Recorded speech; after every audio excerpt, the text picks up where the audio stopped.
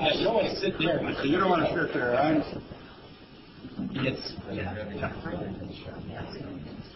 Calling of the roll. Regent Axtell. Here. Regent Bradley. Regent Burmaster. Here. Regent Conley-Kiesler. Regent Crane. Here. Regent Keane. Here. Regent Davis. Regent Loftus. Regent McPike. Here. Regent Pruitt. Here. Regent Randall. Regent Rosenzweig. Regent Salas. Here. Regent Seminis. Regent Smith. Here. Regent Spector. And Regent Walsh. Here, and let the record show that Regent Loftus is here. I am very pleased today to introduce two new regents. Regent Mary Quinette Keene is Vice President of the Wisconsin Technical College System Board and an instructor in the Business and Marketing Department at Northeast Wisconsin Technical College in Green Bay. Appointed to the WTCS Board in 2003, she has served on a number of several work groups, including the Committee on Baccalaureate Expansion Workshop and the Tuition Workshop.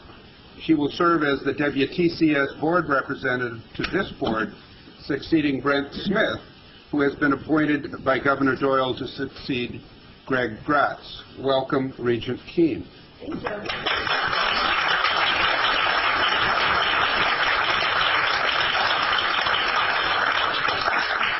Our second new board member who will be succeeding Roger Axtell at the end of tomorrow's meeting is Jeffrey Bartell, who is a founding member of the Madison office of the law firm of Quarles and Grady in Madison.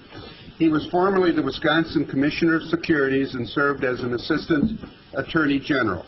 He is chair of the Wisconsin Foundation for the Arts, and this year, and specifically I believe on Friday night, he will be recognized with the University of Wisconsin Distinguished Alumni Award. I've known Jeff, as a matter of full disclosure, for many years. We are high school classmates and college classmates. Jeff was on the basketball team and I was on the wrestling team, and that speaks volumes about our personalities. Welcome, Jeff Bartell.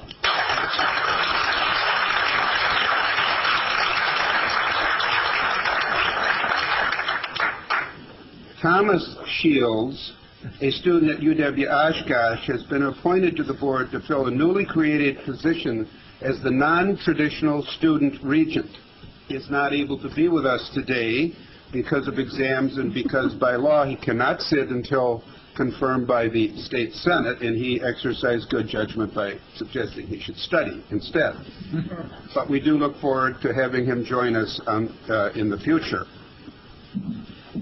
Some housekeeping. Governor Doyle was originally scheduled to appear before us today, but instead will be making remarks tomorrow at 10 o'clock and will be available for approximately an hour, and I hope we have some questions for him. The board meeting will still begin at 8:30 and we'll be taking up other agenda items. At this time, I would ask Regent Crane to introduce the first 2006 Academic Staff Award for Excellence, Lynn Markham, Land Use Specialist, University of Wisconsin, Stevens Point. Before I go to the podium, President Walsh, as the resident nagger on this board, as we have new people come, may I remind everybody to wear their name tags? Okay. And while you're walking up there, I failed to say something that is very important, and that I wanted to welcome Milt McPike back. Milt, please.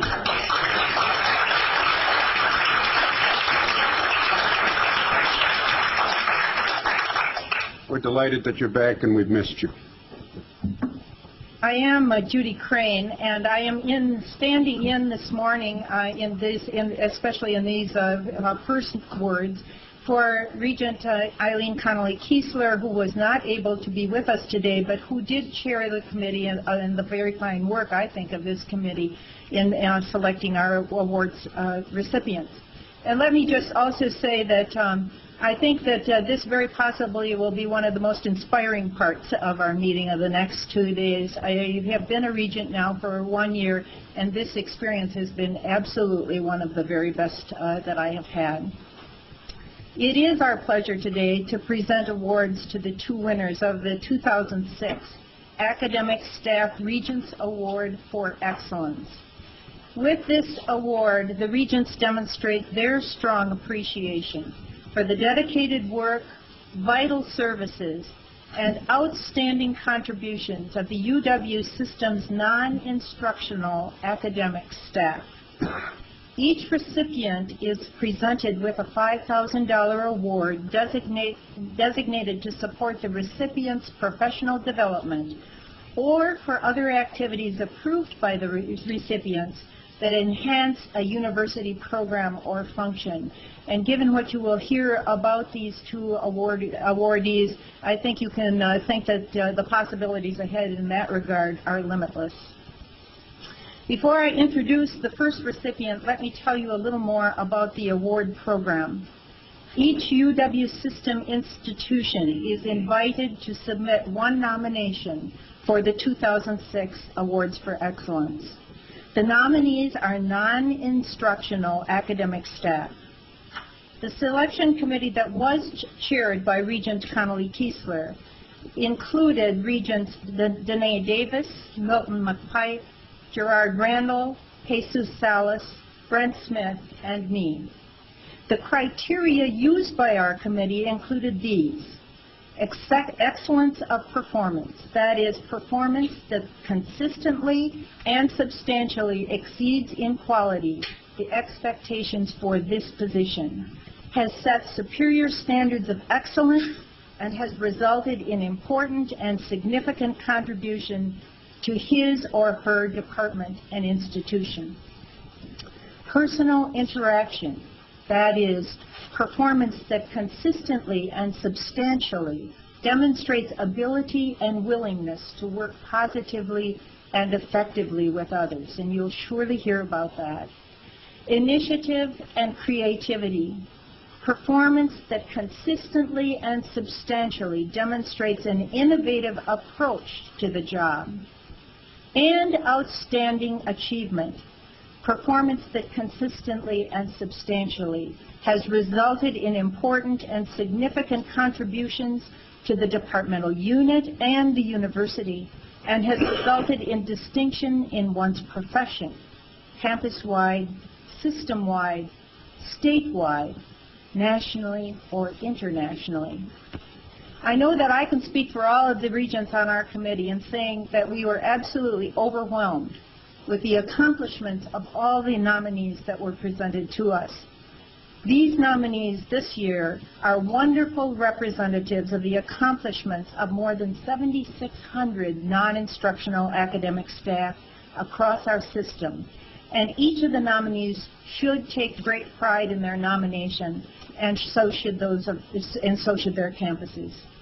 Our nominees this year included an archivist, a director of planning and landscape and architecture, 2 distance learning directors, a housing director, and a senior graphic designer. Their nominations acknowledge the value their institutions place on the contributions to their institutions and the entire system. And with that as the background, I am extremely privileged to present our first award winner of the 2006 Academic Staff Regents Award for Excellence. Lynn Martin is a land use specialist with UW Stephen Point Center for Land Use Education, or, and this helps, CLU, a joint venture of Cooperative Extension and the College of Natural Resources, which serves the entire state of Wisconsin. Lynn began work at CLU in 2000, the same year that the center was established, and about the same time that Wisconsin initiated legislation requiring communities to develop land use plans. She works at the core of CLU's mission to create learning opportunities for communities, to help them make wise land use decisions that result in a sustainable Wisconsin.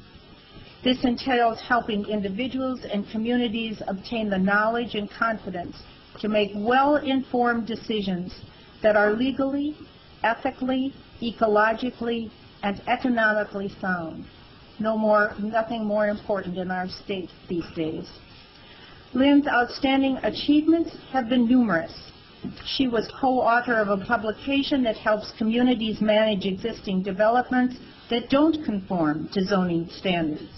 She created the Shoreland Friends Guidebook that describes how to implement projects that educate new waterfront property owners about the benefits of shoreland protection. She co-authored the Plan Commission Handbook and the Zoning Board Handbook to provide guidance for local government officials. She has drawn on her scientific background in water resources to help many communities consider groundwater as a priority in their land use plans. Perhaps Lynn's greatest impact has been through personal interaction with people, including talking with individual citizens, conducting small group workshops, and presenting at large conferences. To illustrate her impact, Lynn has held zoning board workshops in Hayward, Ashland, Minocqua, Green Bay, Wausau, Oconto, Eau Claire, Richland Center, Madison, and Kenosha. She has assisted the following counties in creating waterfront department policies: Chippewa, Polk, Bayfield, Lincoln, Manitowoc, Shawano, and Oconto. The issues at hand, as you would know, are often volatile and bring on confrontation, sometimes dealing with strong emotions from all sides. Displaying a rare combination of knowledge, patience, and thick skin, she has earned respect from citizens and community leaders from throughout the state. She also served on the Stevens Point City Council, and so maybe that helped. To quote Anna Haynes, the director of the Center for Land Use Education, Lynn brings to her work an unexpected level of creativity and initiative. She regularly suggests new ways to think about water quality, land use topics, and provides a fresh perspective. She initiates new work in her quest to satisfy questions she has and turns that around to bring science-based knowledge to people. She regularly applies for and successfully wins grants, which helps her to increase her statewide network, but also to connect with campus-based students. Her personal interaction with audiences of diverse backgrounds and experiences and with her colleagues in the center, the college, and the university is always positive. In conclusion, Lynn functions at a very high level and goes far beyond normal expectations. She is a consummate professional and a wonderful ambassador of the University of Wisconsin, Stevens Point, and the UW system. And let me read just one thing, one sentence that is on Lynn's statement to us. I love my work and my colleagues. Who would have guessed that they would pay me for learning and talking about things I care about with people I enjoy? I can't tell you how proud I am to present this award to Lynn Markham.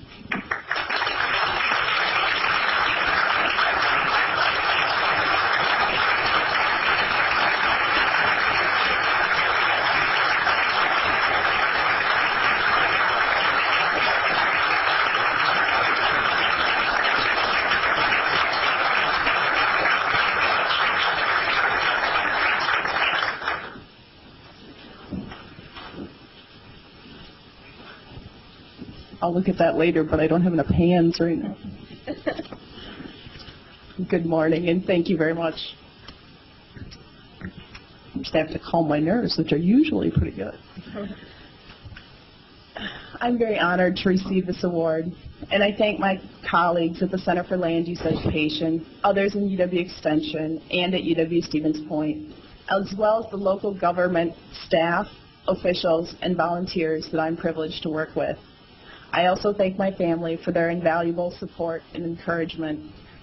In addition, I want to thank the scores of people around this state who care. I'll explain what I mean by that. They care about their families and friends, and they go beyond that to care about their communities. They invest enormous amounts of time and energy doing what they think is right. They act on their values and encourage others in their community to do the same. After work, while juggling kids' schedules and during their retirement, they find out what's happening in their community, and they search for solutions to problems. Perhaps most importantly, these people anticipate future problems and work proactively to avoid losing what's near and dear to them. Things like safe drinking water and lakes that we can all swim in. They carefully weave their way through the local personalities and politics, and sometimes take unpopular stands to promote change in their community. It's one thing to say you value a lake in your community. It's another thing to learn about the studies documenting the links between land use, water quality, and property values. A number of these citizens go beyond that to propose land use restrictions on what they can do on their own waterfront property in order to protect the lake over the long term. And then they go beyond that. They go to their own neighbors, which isn't easy, and try to convince them to accept those same restrictions to protect the lake over the long term, so property values will be preserved, the water quality will be maintained, and everyone can enjoy the lake 50 years or 100 years from now. I grew up in Wisconsin, and I think it's easy to say the lake will always be there. I really came to appreciate that when I moved to Colorado, and I waited until about the 1st of July when I couldn't take the heat anymore, and I said to my husband, who grew up in Colorado, "Where's the lake?" And he said, "There isn't one." Oh. Now I appreciate him that much more. In my experience, Wisconsin is full of hardworking people with strong values and strong opinions. We don't like to be told what to do, but we appreciate timely, easy to understand, research-based information, especially when we're facing difficult decisions. Without this relevant information, decision makers can unwittingly harm some of the things they hold dear. For instance, they may compromise the long-term health of our community by allowing thousands of gallons of gasoline or other toxic chemicals to be stored near municipal wells, or by applying pesticides, which have been shown to increase the rates of childhood leukemia. I learned about the former of those two firsthand when I was on City Council in Stevens Point, and our municipal airport, which was less than 1,000 feet from one of our city wells, spilled 6,000 gallons of gasoline on the ground one night. It really gets you thinking about what's near your well and what might happen. On the other hand, people prepared with good information have worked together in many Wisconsin communities to develop exemplary land use programs to protect natural resources and public health. And I am very fortunate that I get to tell their stories to inspire others as part of my job. Communities like the city of Waupaca that implemented water conservation strategies years before water quantity was commonly recognized as an issue in Wisconsin. And why did they do it? Because their public works director and their city council believed that water is precious, and simply we shouldn't waste it. Economically, it was hard for them. It was very difficult, and that's why many communities across the state aren't doing it today. But they said, this is the right thing to do, we'll find a way to do it. Another example of an exemplary community is Chippewa County, that developed a county land stewardship fund that has purchased numerous key lakefront properties to help ensure high-quality lakes, and that we will continue to hear the choruses of frogs on spring evenings. And now, since you asked me to come down here, I'd like to offer a few suggestions from my experience with Wisconsin communities around the state. The first is to keep a UW education affordable and thereby accessible to as many people as possible. This was important to me, otherwise I wouldn't have been able to go to school. Encourage and perhaps require community participation by students. I believe this will help with graduation rates, as well as improving Wisconsin's brain gain issue. Students care about people and communities that they get to know. Another is to encourage all UW professors to do work that benefits Wisconsin communities. I suggest creating more positions in the UW system that serve both students in the classroom and communities across the state. I do both. I am non-instructional, but I like to teach, so I also teach on campus. And the benefits from this approach provide so many benefits for both the communities and the students to understand what's going on in that other realm. And last, maintain UW outreach positions. While professors in the classroom are critical to our future, outreach educators are vital in helping community leaders make sound decisions today. I'll wrap up with a brief analogy. A family physician who emphasizes preventative strategies, such as reducing tobacco consumption, eating a balanced diet, and getting regular exercise, often provides far more health benefits at a far lower cost than a heart surgeon who intervenes after ill health develops. Similarly, high-quality UW outreach educators provide great benefits by focusing on education and preventative measures to maintain healthy communities.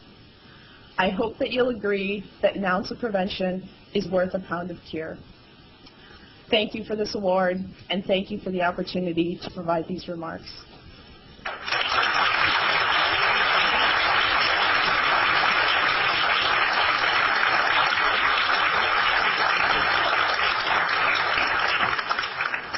Thank you.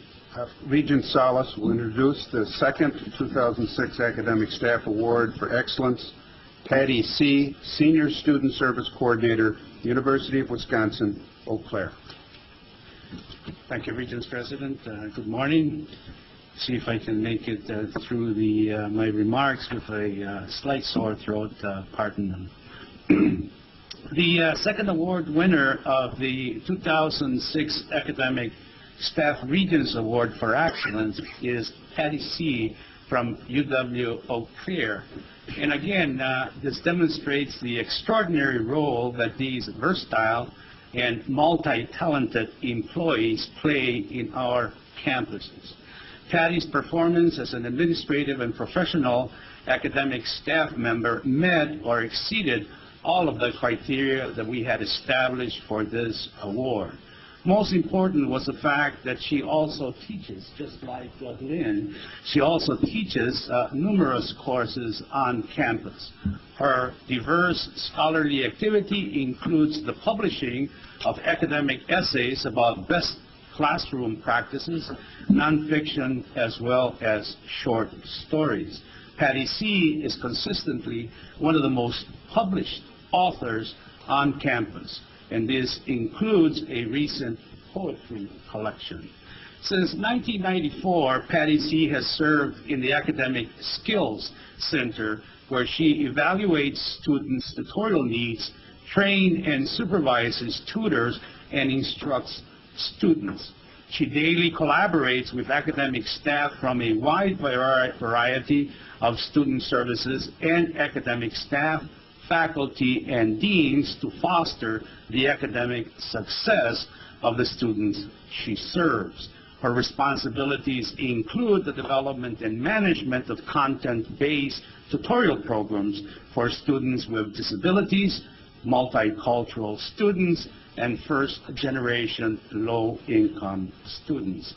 Patty has 3 times been recognized by her campus as an exemplary employee, having received the Student Recognition Award from Services for Students with Disabilities, the Distinguished Service Awards from the Office of Multicultural Affairs, and the UW Eau Claire Institution-wide Academic Staff Excellence in Performance Award.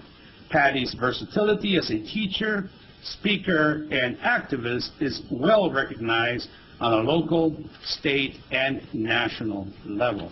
She is sought after to present on her innovative classroom techniques, first-year experience curricula, diversity agendas, study strategies, and third-wave feminism. She has given over 25 presentations on these topics.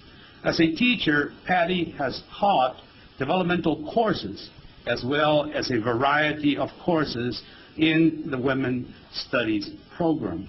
Her developmental courses include critical thinking, introduction to the university, the student service seminar, And Patty tells us that her role in and out of the classroom offers her a valuable perspective on student needs. She says, and I quote, "I pride myself on an innovative classroom where I incorporate assessments, literature, and film clips, as well as the students' own stories." Patty currently teaches one of the few women studies courses on third wave feminism and maleness in contemporary film in the nation. Patty has taken the initiative to secure funding and give for several populations, which include over $30,000 in student wages for tutoring and mentoring and $20,000 in travel for professional development to bring writers to UW-Eau Claire. Most important is what students think of her classes. Students use the following adjectives to describe Patty as an instructor: approachable, personable, helpful, compassionate, intelligent, cool. I think she's cool too. Two comments from the excellent student evaluations in her women's studies course that she teaches in addition to her regular duties speaks volumes of her talents. The first says, and I quote, "This was the best class I have taken in 5 years." The second says, and I quote, "A real milestone in my University of Wisconsin education." Like all good instructors, Patty is not content to use traditional publications to teach her students. Her textbook, Higher Learning, Reading and Writing About College, has been published by Prentice Hall in 2001 and is presently enjoying its second edition. The textbook is used in transitional programs and composition courses across the nation. Patty's creativity, her literary accomplishment read more like that of a senior faculty member at one of our research universities. She has provided us with several page-long list of professional and workshop presentations she has made in the last decade. She has published over 20 essays in a multitude of journals, newspapers, and anthologies. Her short stories have also been published. 15 of her stories have appeared in a wide variety of magazines. But those of us who have taught literature know that there are indeed few writers that can produce works of art across genres. That is, many great short story writers never published a novel. Additionally, not many writers of fiction prose can write poetry. Patty can do it all. She has published over 30 of her poems in a variety of journals, anthologies, and magazines. A collection of her poems were recently published this year in 2006. It is with great pleasure to introduce our second winner of the 2006 Academic Staff Regents Award for Excellence, the teacher, the short story writer, the poet, Patty C.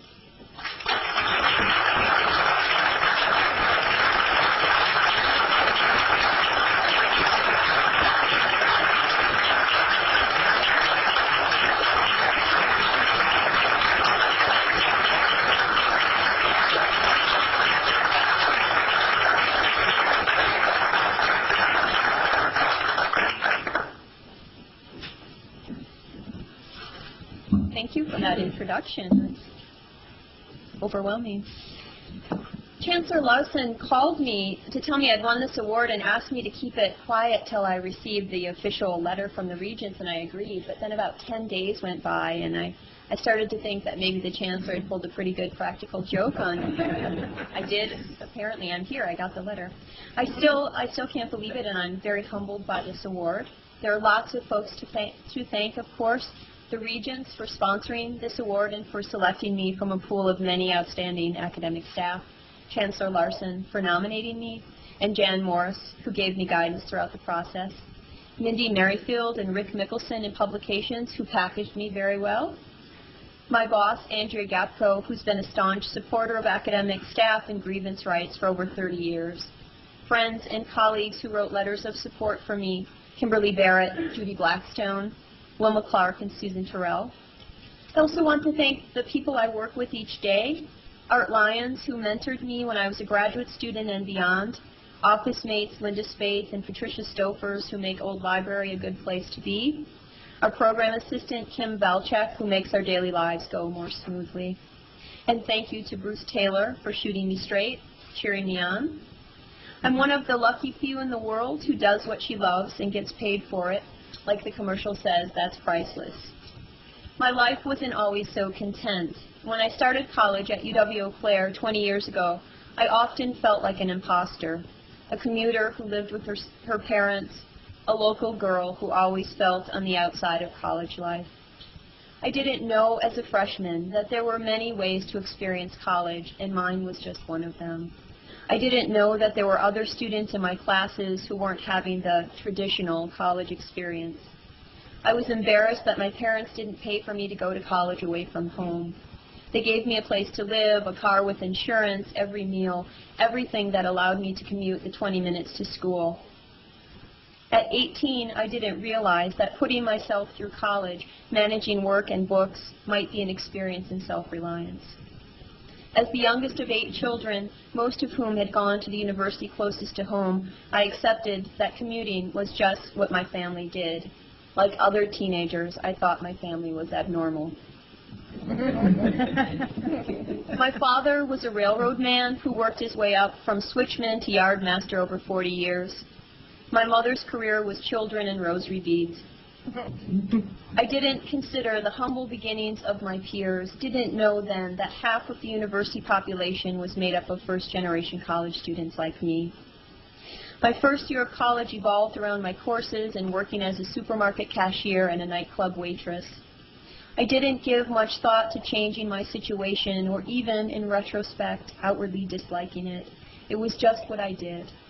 I often felt so involved in the lecture and class discussions, though I didn't actually open my mouth in class till my sophomore year, that I felt as if I was going one-on-one with a professor.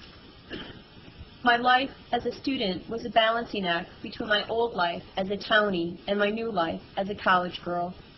I didn't get the do-over I always imagined students were given when they went away to school.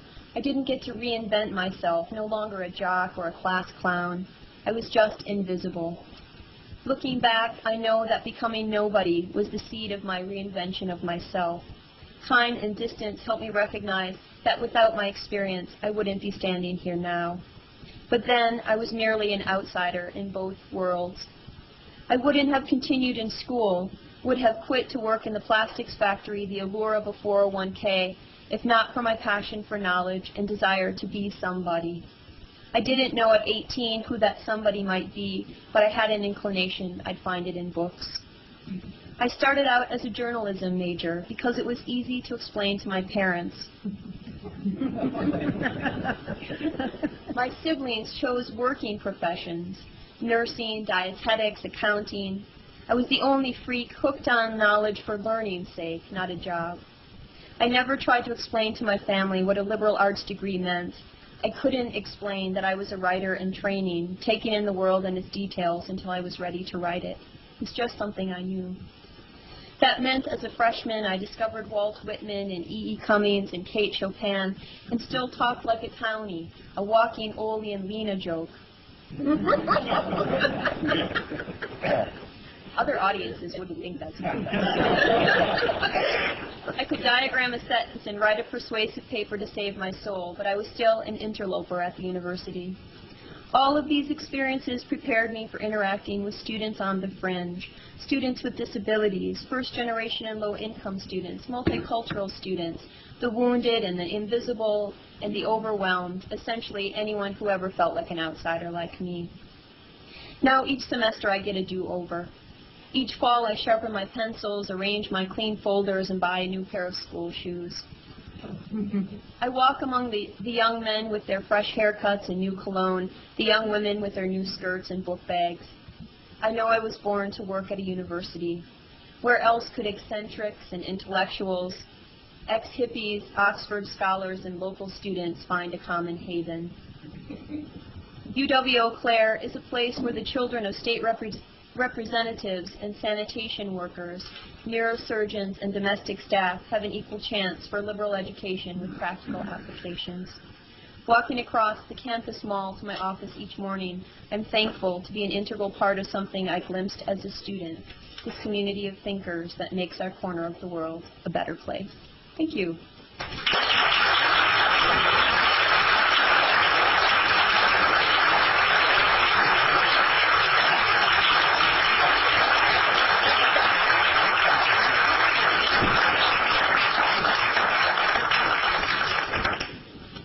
Thank you very much, and again, congratulations, Lynn and Patty. At this time, we're going to have our presentation on diversity, and first we'll start with introductory remarks by President Riley. Thank you, Regent President Walsh, and good morning, everybody. Good to see you all. No doubt you've read one or more of the editorials in the past few weeks that has been critical of the university's performance when it comes to diversity. I'd like today for us to have a frank discussion about our goals for diversity in the system. We have made some progress on those goals since we first articulated them several years ago, but there is still much that needs to be done. To put it bluntly, we are not where we want and need to be. Our mission as a public university system and the priorities of the Board of Regents include strong commitments to increasing access for all students. Our Plan 2008 recommitted the University of Wisconsin to the goals of increasing access and success for multicultural and disadvantaged students, students who we know are typically underrepresented and underserved by our institutions. Through Plan 2008 and several Regent directives, we have reiterated our desire and commitment to close the achievement gaps between white students and students of color. We know that there is a compelling interest in ensuring that all students receive the educational benefits that flow from a diverse student body. But I understand that there are students, staff, and academic leaders who believe that this university has relinquished its commitment to achieving our diversity goals, that we focus too much on the growth agenda and not enough on improving diversity. It's an interesting criticism, and I'd like to address it directly today. But before I do, let me review the 4-point resolution that this board approved in February of last year, reaffirming its commitment to diversity and inclusion. I'd like to quote from the resolution because it identified specific roles for me as president, for chancellors and their institutions, and for the UW system administration. First, the resolution said that UW system will adopt a system-wide diversity accountability report card with measurable goals to track the progress toward closing the achievement gap between UW students of color and white students. Second, it directed that UW system institute a system-wide diversity award to recognize excellence in diversity programming or achievement. Third, it directed that the president work with the board to refocus the evaluation of chancellors and the president with respect to their work on diversity, on progress in Plan 2008 Phase 2, and on integration with institutional mission. And fourth, the resolution required institutional Plan 2008 Phase 2 plans describe their accountability process, including incentives and penalties for success and failure to close student achievement gaps. We are making measurable progress on the first point, and I will ask Vicki Washington to review a bit more about the equity scorecard in a few minutes. By building an evidence-based culture, we will be better able to assess performance and to analyze differences from campus to campus. To the second point, we have not yet established a system-wide diversity award. My goal, however, is to do so before this time next year. Before we launch the award, I want to be clear about what the standards and criteria might be for an award-winning effort, and I welcome your ideas and suggestions on that. I hope the equity scorecard work will provide guidance in that regard as well. Third, I now ask each chancellor to come prepared for his or her performance evaluation with me to discuss progress toward Plan 2008 goals and areas where we are falling short of those goals. I then engage the regents in conversations about our successes and challenges around diversity at the institutions and system-wide during the board's sessions on chancellor evaluations. Since next year, 2007, is the final year before the endpoint of Plan 2008, I will ask the System Office of Academic Diversity and Development to prepare a summary of our successes and failures in meeting the goals of Plan 2008 for each institution and the system as a whole, and to lay out the continuing work that we believe needs to be done. The chancellors, the board, and I will use these summaries in the 2007 round of performance evaluations, and they will be factored into the salary determinations for chancellors and for me. And to the fourth point, this board took time in February 2005 for an in-depth review of Phase 2 of Plan 2008, and we will be reevaluating our progress and accountability for it, as I just outlined, as the institutional plans are forwarded to the system level for review. So while we do have some progress to report on these 4 points and on our diversity agenda in general, we do have a lot of work that remains. To learn more, I'd like to turn now to Vicki Washington for some information about our movement toward closing the achievement gap through the Equity Scorecard project and in building the educational pipeline for multicultural and disadvantaged students through UW pre-college programs. Professor or Provost and Professor Rebecca Martin will then share with you the progress that UW Parkside is making in terms of student access. I'll then come back and make some closing remarks before we open it up for discussion. Vicki. Thank you, President Riley. Good morning, President Walsh, members of the board, chancellors, system staff, and other guests. Last week, as a panelist at the UW-Madison Plan 2008 Student Forum, a UW graduate asked the panelists if this were a pass-fail class, how we would grade the UW on Plan 2008. Now, you know, I could have given the safe answer, but I didn't. I said, we failed. And I said we failed because we have not yet achieved the goals of Plan 2008. That does not mean, however, that we've not had any successes, that many are not trying, working on it, or that change isn't difficult. But our reality is we've not succeeded in reaching those goals. I believe all of us would like to see more progress over the next 2 years and thereafter. That is both our opportunity and our challenge. During this presentation, I will focus on 2 key areas of Phase 2 of Plan 2008, highlights of M&D pre-college program data, and a status report on the Equity Scorecard project. Provost Rebecca Martin will follow with a presentation highlighting UW Parkside's work in developing the access perspective of the Equity Scorecard process. Before I begin, let me briefly summarize some background information for those of you who might not already know. The UW System Board of Regents and UW System have about a 20-year history of a stated commitment to ensuring excellence through diversity, beginning in 1988 with Design for Diversity, and now year 6 of Plan 2008. In April 2004, following the midpoint review, persistent gaps in achievement for students of color led the board to establish a Phase 2 priority of closing the achievement gap in recruitment and retention. At its February 05 meeting, the board passed Resolution 8970, which President Riley just addressed. The board also directed all institutions to implement a diversity scorecard, report card, which we have addressed through the Equity Scorecard. The information that follows highlights the system work in response to those priorities. UW System recognizes the vital role that pre-college programs play in increasing access to the UW system for multicultural and disadvantaged students. UW System, therefore, asks the Office of Policy Analysis and Research to enhance collection and reporting of M&D pre-college program information to better track students in those programs. The data on students of color retention and graduation reflects institutional progress toward closing the achievement gap. Progress in this area will also positively influence recruitment of students from underrepresented racial ethnic groups. Let's review our progress in those pivotal areas.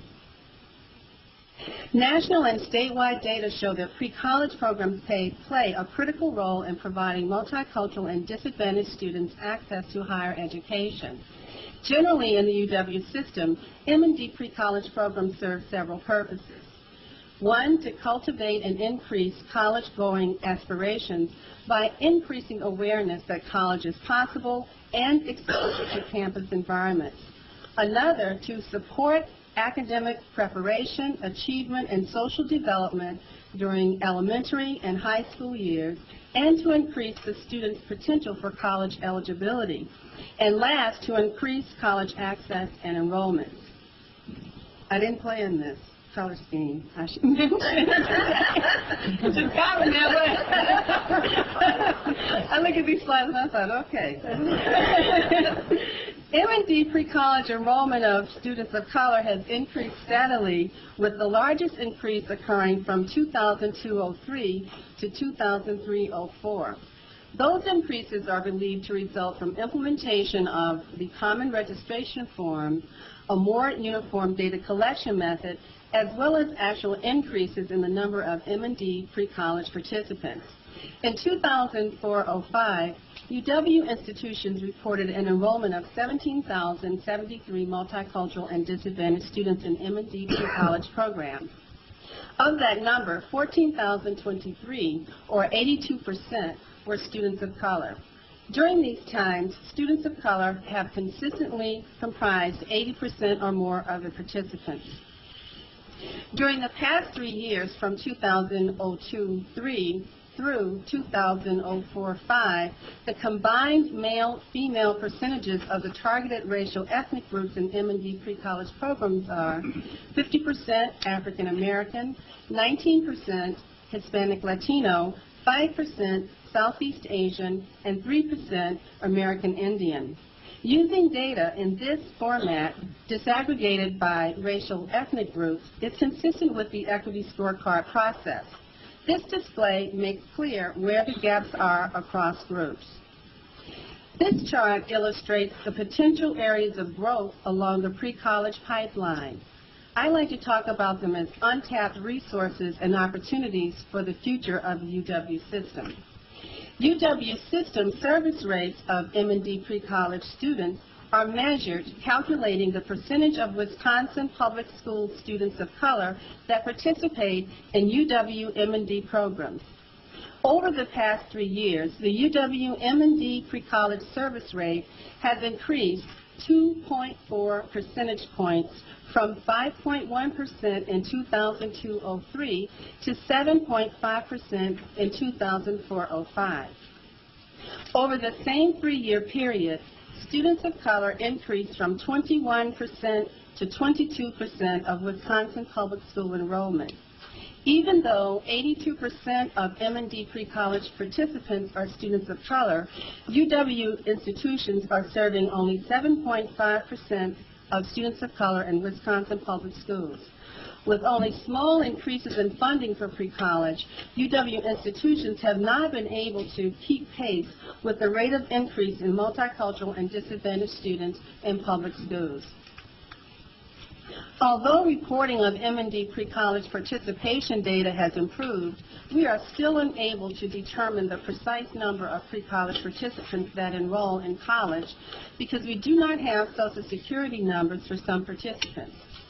UW system is only able to track M&D participants for whom we have Social Security numbers. Of the 55,378 M&D participants in the UW pre-college database, UW system pre-college database, 31,628 are traceable through their Social Security numbers.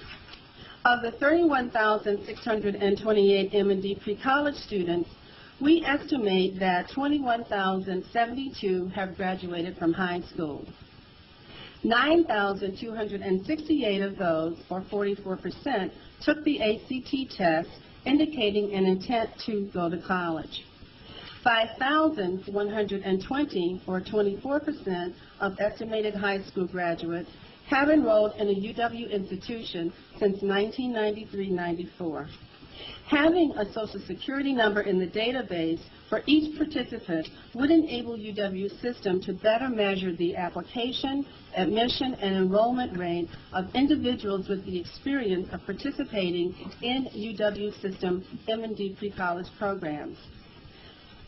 The Office of Policy Analysis and Research is exploring ways to improve our ability to measure the numbers of students who have enrolled in a non-UW institution such as the Wisconsin Tech Colleges.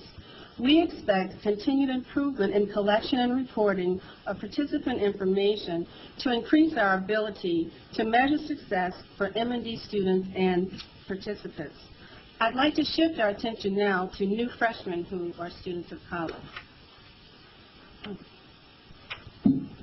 The service rates for new freshmen measure the proportion of Wisconsin high school graduates who enroll in a UW institution immediately following high school graduation. Service rates are key indicators in measuring access to the UW system. You will note a significant gap exists in the service rates for students of color when compared with that of white students, 21% compared to 34%. Disaggregating the data by race and ethnicity, makes clear the gaps between the service rates of African American, Hispanic, Latino, and American Indian students and their peers.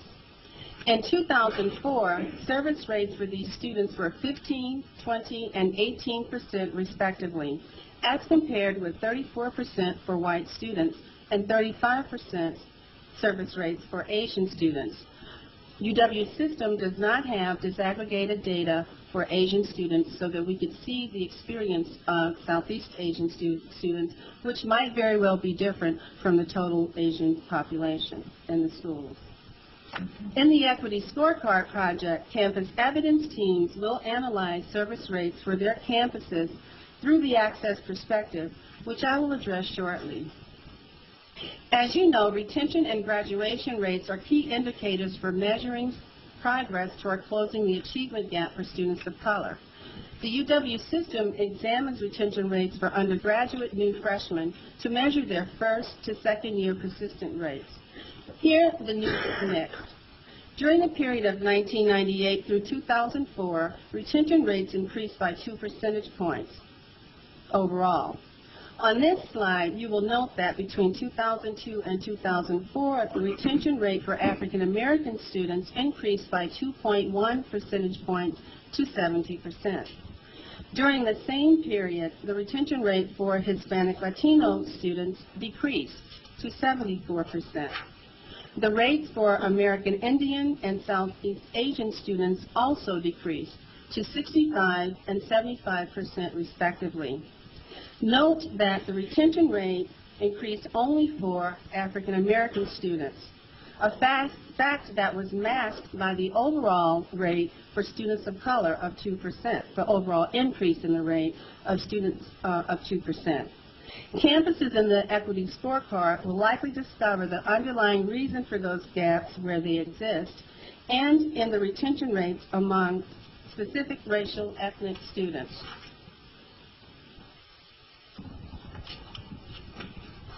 Aggregated data masks the differences in graduation rates across racial ethnic groups. Disaggregated data spotlights the gaps in graduation rates that exist for specific racial ethnic groups. Again, our results are mixed. African American students graduate at the lowest rate of 32%, almost the exact reverse when you look at the data for retention, resulting in a gap of 33 percentage points when compared with white students. The 6-year graduation rate for African Americans declined by 1 percentage point between 1997 and 1999. Graduation rates for other students of color in ascending order are: for American Indian students, their graduation rates increased by 7 percentage points to 40%, resulting in a gap of 25 percentage points. Hispanic Latino students' graduation rates increased by 3 percentage points to 46%, resulting in a gap of 19 percentage points. For Southeast Asian students, their graduation rates increased by 8 percentage points to 47%, resulting in a gap of 18 percentage points. For other Asians, their graduation rates actually exceed that for white students, 68% versus 65%. Let's look at the equity scorecard, and perhaps we'll learn more about some possible options being explored at campuses. As illustrated in the previous slides, the UW system has a long history of using disaggregated data. The equity scorecard puts that data to good use. Institutions will discover discrete factors and root causes of gaps in inequitable educational outcomes for students of color on their campuses. These discoveries will not only lead to better decision-making and action strategies about resources and programs, they will also lead to changes in organizational culture and climate. As of December 2005, we launched the Equity Scorecard process with intensive training for 6 campus teams in the project: UW colleges, La Crosse, Milwaukee, Oshkosh, Parkside, and Whitewater. Throughout this process, institutions are evaluating every aspect of academic and social life for underrepresented students through these 4 perspectives. The access perspective is the one through which they will examine factors that limit or facilitate access to the institution and to the full array of programs, opportunities, and resources that significantly improve students' life opportunities. We will hear more about this perspective when UW Parkside shares with you their experiences in doing this work. The retention perspective, through that perspective, the teams will identify factors that negatively impact student persistence in courses and majors, as well as retention from year to year to degree completion. Through the excellence perspective, the teams will identify barriers to success, such as gateway and gatekeeper courses to certain majors, equitable representation across all majors and disciplines, eligibility for awards, honors, scholarships, and preparation for graduate and professional schools. Through the institutional receptivity perspective, teams will look at factors that contribute to institutional support and a welcoming and affirming campus and classroom environment for students, faculty, and staff of color. By June, we expect that the 6 campuses in this project will have completed the access perspective, the first of the 4 perspectives in the scorecard. The scorecard process is not simply an activity of examining data. Among its overarching purposes are to draw attention to the inequities, engage others in critical thinking about them, create equity-based thinking on the campus, as well as a shared value for equity throughout the institution, and to generate a sustained conversation and commitment to develop actions to eliminate these inequities. These are examples of the types of questions that campus evidence teams will explore through the access perspective to better understand the many pathways for enrolling to their institutions. Throughout this process, such questions will help to identify possible barriers and roadblocks, those that are common as well as unique to each specific racial ethnic group. These are the types of questions teams will explore to better understand what happens to students once they enroll. They are designed to encourage difficult dialogue about the underlying reasons for the inequities in educational outcomes.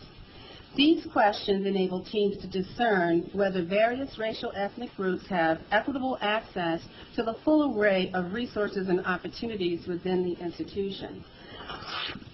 Such questions will help identify institutional and systemic barriers that block or facilitate equity. Envisioning success, and in this area, I like to really draw the parallel to, and I borrow the language of the Civil Rights Movement, which is basically keeping our eyes on the prize. Closing the achievement gap depends on a number of activities being carried out at our institutions under the umbrella of Plan 2008. Let's revisit those goals. One, increase the number of students who graduate from high school and are then eligible to apply to our institution. Two, develop partnerships with K-12 students to better prepare them for college and increase the likelihood they will enroll in a UW institution. Three, improve retention and graduation rates for students who enroll in our institutions. Four, provide adequate financial aid for our students. Five, increase recruitment and retention of faculty and staff of color. Six, cultivate a welcoming and affirming campus and classroom climate for all students. And seven, hold institutional leaders accountable. The Equity Scorecard strengthens our capacity to address these goals within the context of closing the achievement gap by emphasizing equity and excellence in educational outcomes, and bring an institution-wide ownership for eliminating the problem of inequality and inequity in educational outcomes. Now, Provost Martin and Eugene Fujimoto will do the presentation for Parkside. Thank you.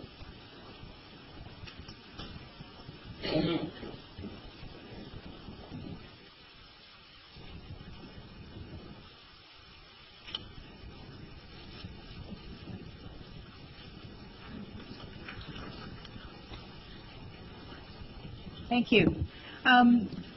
Chancellor Keating and I were very excited to be part of the Equity Scorecard project for a number of reasons. One was that it is really central to UW Parkside to really address the issues of student success, and particularly success for our students of color. This is really central to what we are about. So the opportunity to be part of a project where we would have the support of a very disciplined model, as Vicki described, coming from the Center for Urban Education at the University of Southern California, really would give us the opportunity to use data and analysis to really understand what is going on our campus. And we are very excited about the opportunity to, rather than just look at a problem that we can observe and try to say, well, gee, we think maybe this is why this is happening. We think students are having this problem or that problem, and then go about trying to immediately jump to a solution. The Equity Scorecard gives us the opportunity to really dig deeper, to really try to understand exactly where the barriers are occurring, where the problems are that students are encountering, and invest our resources in interventions that will improve success in those specific areas. The model also gives us the opportunity to look at Parkside and look at what's going on at Parkside and where we as an institution are failing to meet the needs of our students and not providing an environment for academic success that will lead to their graduation. Not to be compared with another campus in the system or across the country, but really focus on our own issues on our own campus. At Parkside, we really work very hard to embrace the students that we serve. And the Equity Scorecard gives us an opportunity to move away from what has been an approach to dealing with students of color, which is based on a deficiency model, which looks at, students and say, well, they don't come in with the right level of preparation, or they work too many hours and because they don't have the financial means, and therefore they're just not going to succeed. And instead turn it around and look at the university and say, if those are our students and this is what they bring, and we're serious about the opportunity that we are providing to them, what is it that we need to do differently so that they can find that level of success? And we believe the scorecard is going to be a very important tool in helping us to move forward on that agenda. And so the process that we've gone about, Vicki mentioned a couple of times the evidence team. We were very encouraged by the group from Southern California to keep that team small because we knew we would have to do some very intense work over a period of about a year and a half. We have 7 people on the team at Parkside. There are 3 members of our faculty, 2 of them from the senior faculty, from a variety of disciplines. Eugene Fujimoto, who will join me in a minute when we get to the point of presenting the data, is the assistant to the Chancellor for Equity and Diversity, so he holds a key role on the campus in these issues. Our institutional research person is a key member of the team because he's the one that helps us mine the great resources of data that we have on our campus. And then finally, we have an advisor from the Office of Multicultural Student Affairs. And perhaps you noticed that if there were no students in that group. That's because we decided that rather than have one student on the team who could provide us with a very important perspective, but a perspective from a single viewpoint, that we wanted to encourage students to be involved in broader groups. And so we are meeting with focus groups of students on a regular basis. We actually had a meeting last Friday with 15 students of color, and I'll tell you a little bit about that in a minute, where we had developed questions that we wanted to engage them in considering that really provides us with a richer context for the data that we are looking at. And finally, I chair the team, and that's because I felt that it was very important, both as a signal to the campus to provide leadership for this effort from the top, or near the top, Jack, and to be sure that and also to be sure that as we identify places where we can make change, that we have somebody sitting there as part of making those recommendations who will be in a position both to be able to take those steps and to be held accountable for taking those steps. So that this is not just a group of people who are passionate about these issues, although I think we all are. We're all in a position where we can really begin to make some changes once we identify what the issues are that we want to bring about. We also, and I didn't hit the last bullet there before I go on, which is that it's very important that this not just be an activity in a small team of people. It's got to engage the whole campus, and we are having campus forums on this. In fact, we're going to have one on Monday where we will present some of the same data that you're going to see to the campus for the first time to help them, bring them along, and as we identify areas for intervention, we're going to be pulling in other people to actually bring about making the change. So here's the chart that Vicki showed you a minute ago with the 4 different perspectives. We are very eager at Parkside to get to work on the retention perspective because that's where we think we are going to find the most opportunity for making change that will lead to the success of our students. But the model suggests that you start with access. And while we were resistant to that at first, now that we are into the data, I think that we are finding that we are learning a lot about our students of color that we didn't know before, and that will help inform our understanding of the barriers they're facing related to retention. And so our first step is to focus on access. We don't have a complete picture to share with you today because we're not quite done, but we do have some preliminary findings. And access really has to do with students coming to the university. What kind of access do they have to get in our front door? What kind of access do they have once they're there to resources like financial aid and scholarships? And then what kind of access do they have to the programs that we offer? And is that something that's equitable across our student population, or is it inequitable in different ways that we need to pay attention to? And that has to do with majors. It has to do with specific courses. It has to do with special programs like internships and athletics and other kinds of special teacher certification. Those are all things that we are going to be looking at to see where are our students of color in their academic endeavors on the university, where are they succeeding, and where do we need to make changes so that they can succeed. And then this is the kind of data that we've been looking at. This project is not about going out and collecting new data. It's not about, doing new surveys and compiling masses of information. We have plenty of information now, and you've been exposed, I know, to many of the information sources available through OPAR. At the campus level, we have those same types of information, and what we're doing is disaggregating these data by race and ethnicity. So we are looking at who's enrolled by ethnic and racial group. How did they come to us? Were they first-time, full-time freshmen? Did they come to us as transfer students? Are they part-time? Are they international students? You know, how is it that they come to be part of the university? We're looking at their first generation status in terms of, you know, the families that they've come from. We will be looking at the income levels that they come from. Gender and age are also important elements, we think, in understanding the student experience. And high school graduation rates, the census data, you know, how does our student body compare with the population in the region that we serve, and so on. And so Eugene Fujimoto is now going to join me as a member of our Equity Scorecard team to present to you our first set of findings. Thank you, Rebecca. As a member of the Equity Scorecard team, we have a binder full of data on just this issue of access, but we're going to give you just a quick snapshot in the time that we have to show you the kinds of things we're looking at, some preliminary findings, and then Rebecca's going to come back and talk about some next steps for us. So, as you know, we have about 5,000 students at UW Parkside, and one of the first things, of course, we want to look at. Can I step out here? Is, of course, the makeup of our student body in those 5,000 students. And as you can see here in the Native American population, we currently have, as of fall 2005, about 0.7% Native American, 3.1%. Oh, sorry. Okay. Do I need to start over? No.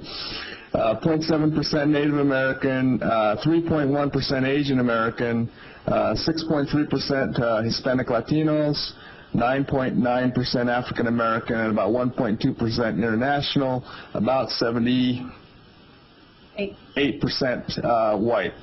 So this is what our current makeup of our student body looks like in those 5,000 students. We also looked at the entering first-year class of 2005, and this is a little over 1,000 students in the fall of 2005. We wanted to look at who was coming into the institution most recently. And what we showed was, as you can see, Native Americans at about 0.7, Asian Americans at about, I can't see that very well, Asian Americans about 2.1, Hispanic Latinos at about 6.2, African Americans, quite a bit of jump here at 15.3. International is a smaller group. So you can see that there's been an increase overall in students of color. And when we look over at the undergraduate population as a whole, we were a little over 20% students of color, getting about 25% in this entering class of 2005. And a good portion of that in the African American population as they entered the institution. So next we want to look at, we took a look at the high school graduation levels in our area, in our feeder high schools. And this is a real quick look at the 5 different ethnic groups. And you can see down here on the right side that the Asian American, Native American are relatively small portions of the populations of our feeder high schools. And proportionally we're doing pretty well there. So we want to focus in on actually these 3 populations that are the largest groups that are feeder high schools as well as in our school. And what we're showing, you can see here in Kenosha County, Parkside students from Kenosha County make up 36.3% of UW Parkside students. Racine County, UW Parkside students, about 34.5% of our students come from Racine County. So that's about 70% of our students from those 2 counties. And then we get about 11.3% from Milwaukee County. So we thought it would be useful to look at how are the high school graduation rates in those areas of the different ethnic groups, and then how they're entering our institution proportionally. So what we find is that in Kenosha County, in the blue here, that 5.8% of the graduating students in Kenosha County are African American. If you look at Racine County, about 9.8% of the students graduating from high school in Racine County are African American. A little over 30% of the students in Milwaukee County. So we would expect to be a bit over this, and so we are actually, as we look at our population of African American students being about 15.4% in that entering class of 2005. So we're doing pretty well in terms of our access there. If we look at Hispanic Latinos, similarly in Kenosha County, 7.1%, a little over 7% of the students in Kenosha County are Hispanic Latino, 6.8% from Racine County who are graduating. In Milwaukee County, 9.2%, and you can see in our first-year class about 6.2%. So we're a little bit low there. We expect to be around a little over 7-8% perhaps in terms of if we're proportionally represented among the graduates who are coming out of high school. So that's an area of growth for us. And then you can see the white population here just as by comparison. Okay. So what are our preliminary findings around some of this beyond the data you just saw? And one of them, of course, is the first-year enrollments for students of color overall exceed the graduation levels for the major feeder high school. So that we're doing well in that area, and we're glad about that. We also looked at first-generation students. And what we found is that African American and Hispanic Latino students are overrepresented among first-generation students. And so part of what that means is that we're doing a good job in terms of serving those students that are historically underserved in higher education. We're glad because they're getting into college and university at our place. And so the last one here is all students of color are equitably represented among financial aid and scholarship recipients. We took a look at that data as well. So we also, in addition to the high school graduates, we thought it might be useful to see, knowing that there are oftentimes problems in students even getting to that high school graduation level, what's happening we're seeing Kenosha area in terms of high schools, students who are perhaps not even making it to high school graduation. When we looked at that data, what we found is that the enrollment levels at UW-Parkside are underrepresented when we compared that to the 18 and 19-year-olds, especially Hispanics and African Americans. And we'll look at some data on that we're actually underrepresented for who's out there in the population, not necessarily graduating from high school.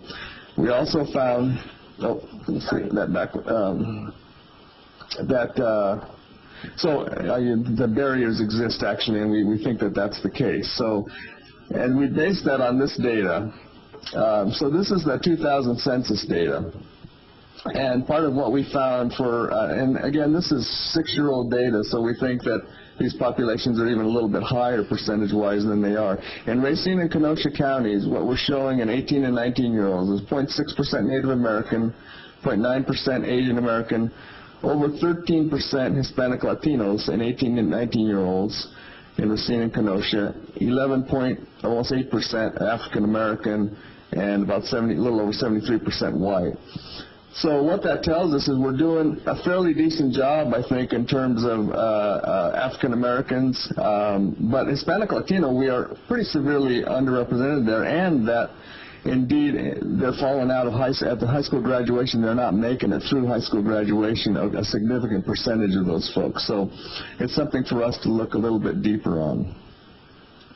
So I'm now going to take back over. So that's as far as we've gotten with data that we feel we're comfortable presenting to you today. We are currently, right now, looking at the access to majors, and both in terms of where students of color are majoring and where they are hitting barriers. And we had a wonderful conversation last Friday with 15 students of color, diverse array both of ethnic and racial background, of majors, of where they were in their course of study, where they were.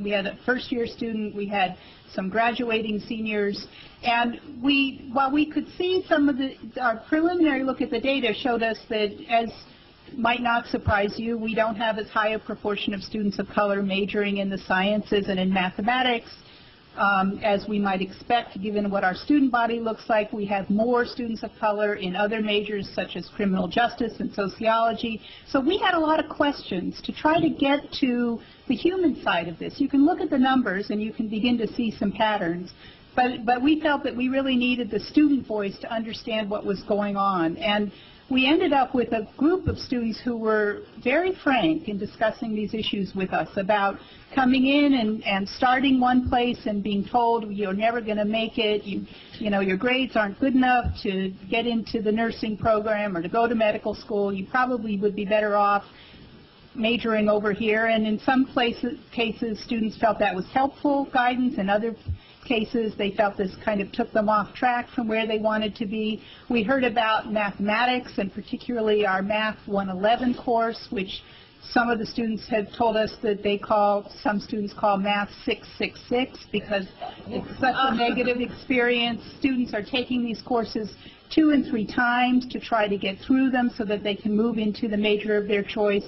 And it's leading us to looking at very closely at what those kinds of issues are.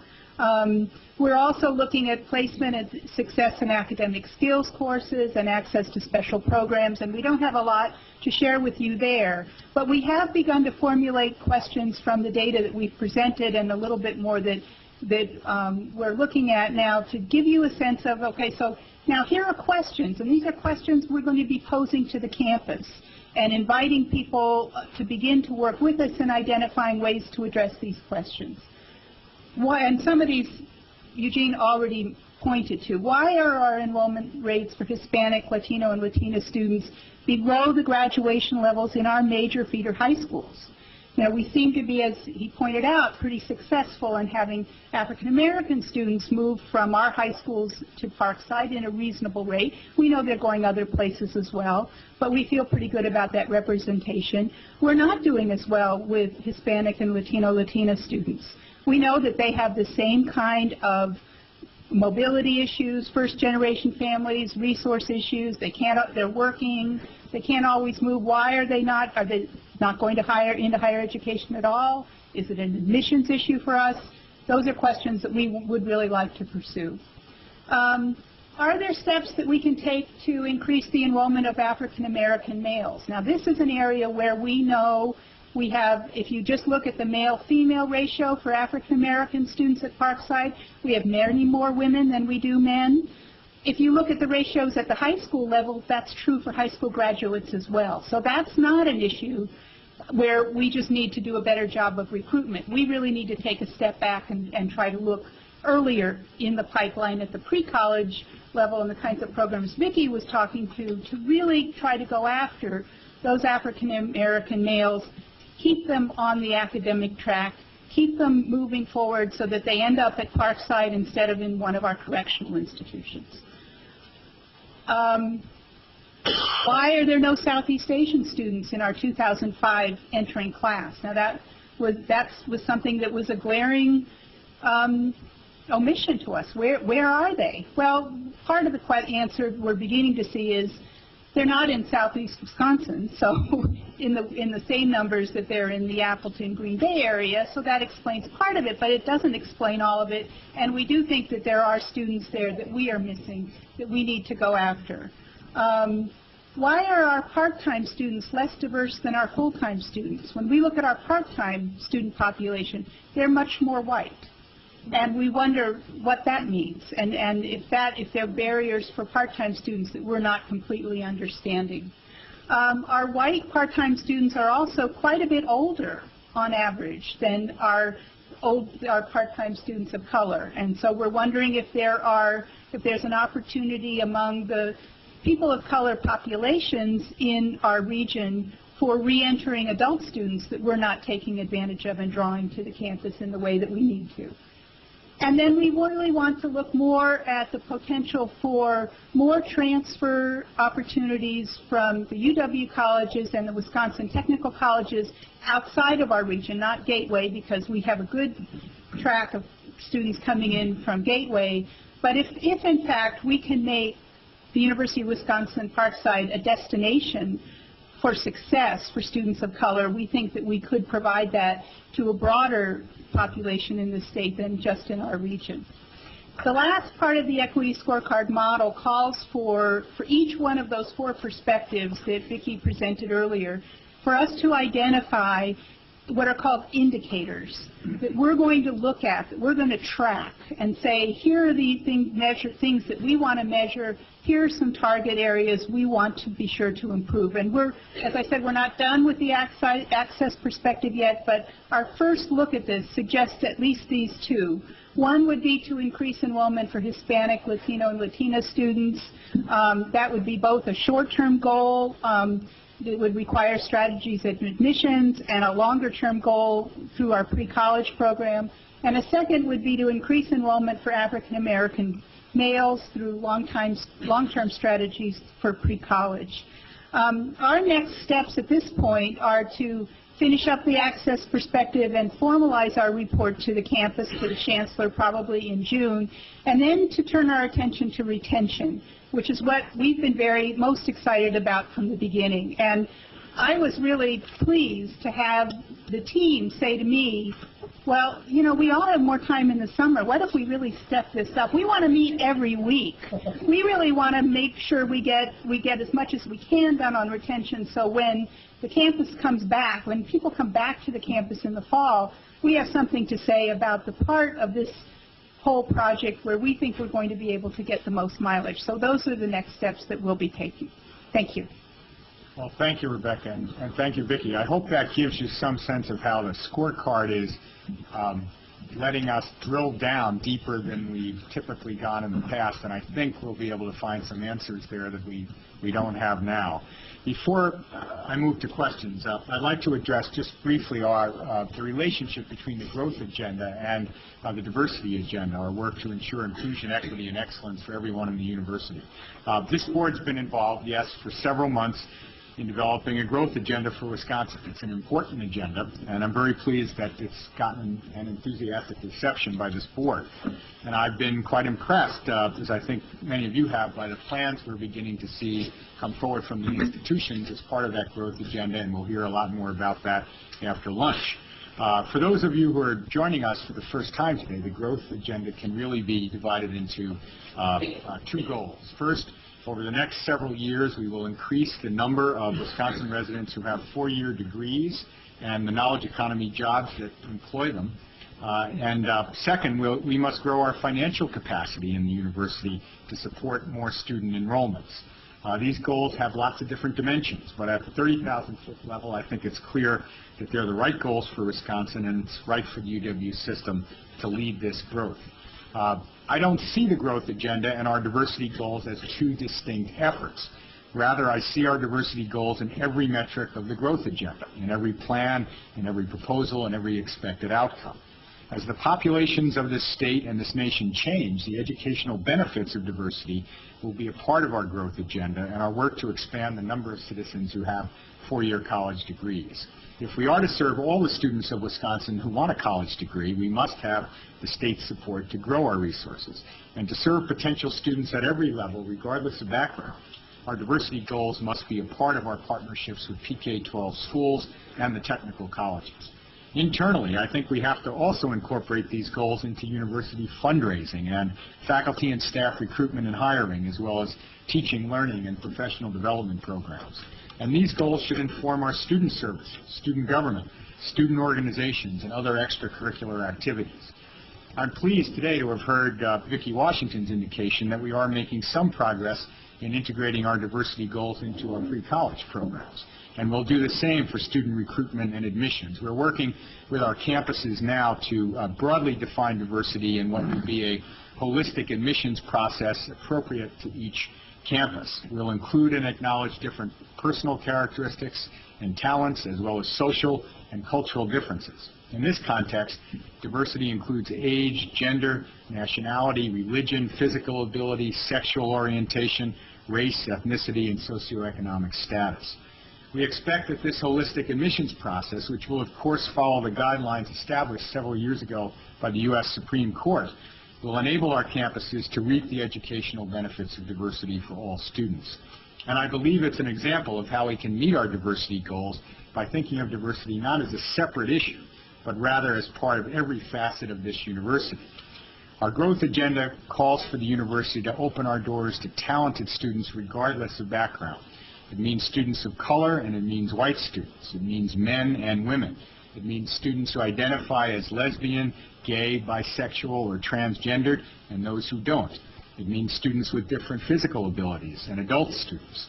Regardless of backgrounds, means students from all walks of life. It means true diversity in all its dimensions. This must be our mindset if we're to reach out and build college aspirations among more students from low and moderate income families, We cannot attract and serve more adult and non-traditional students if we don't target diverse populations of potential students of every race, ethnicity, and income level. I know there's confusion, even some frustration throughout the system about diversity programming and initiatives and outcomes. I share many of those frustrations, but I am also optimistic. Part of my optimism stems from the outstanding contributions of my President's Diversity Council, a group of extraordinarily talented, experienced, and diverse leaders in their own right. I will look to these leaders to help us shift our thinking and to learn from the private sector, which in many ways is far ahead of universities, and to learn from our peers in higher education as well.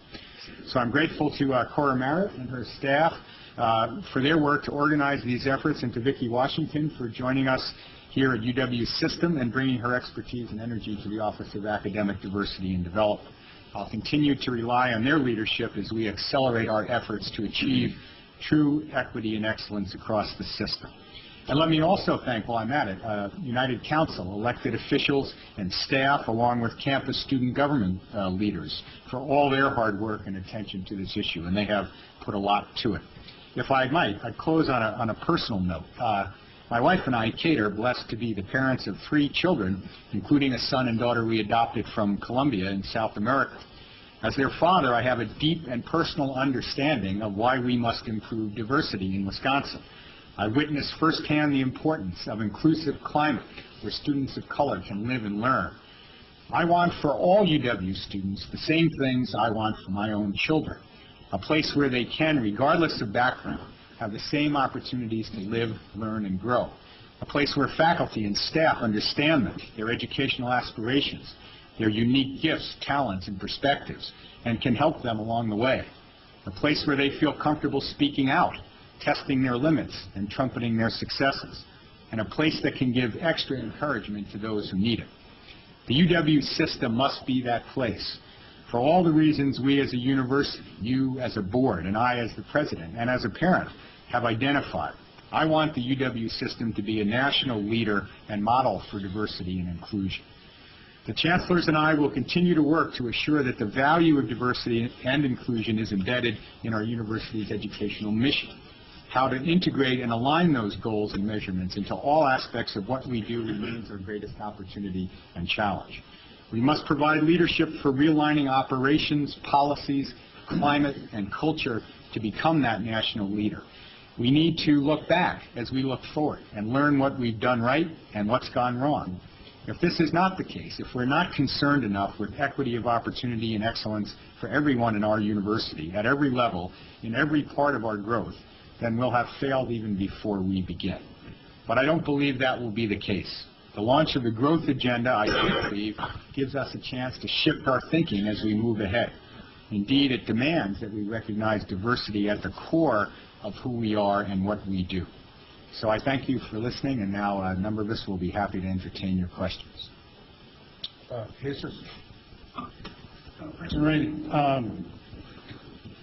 I wanted to make some comments in regard to the presentation that was made by Ms. Martin, Provost Martin, in UW Parkside, and then some general comments also on the presentation made by Ms. Washington, and then ask you some questions, if I may, first of all.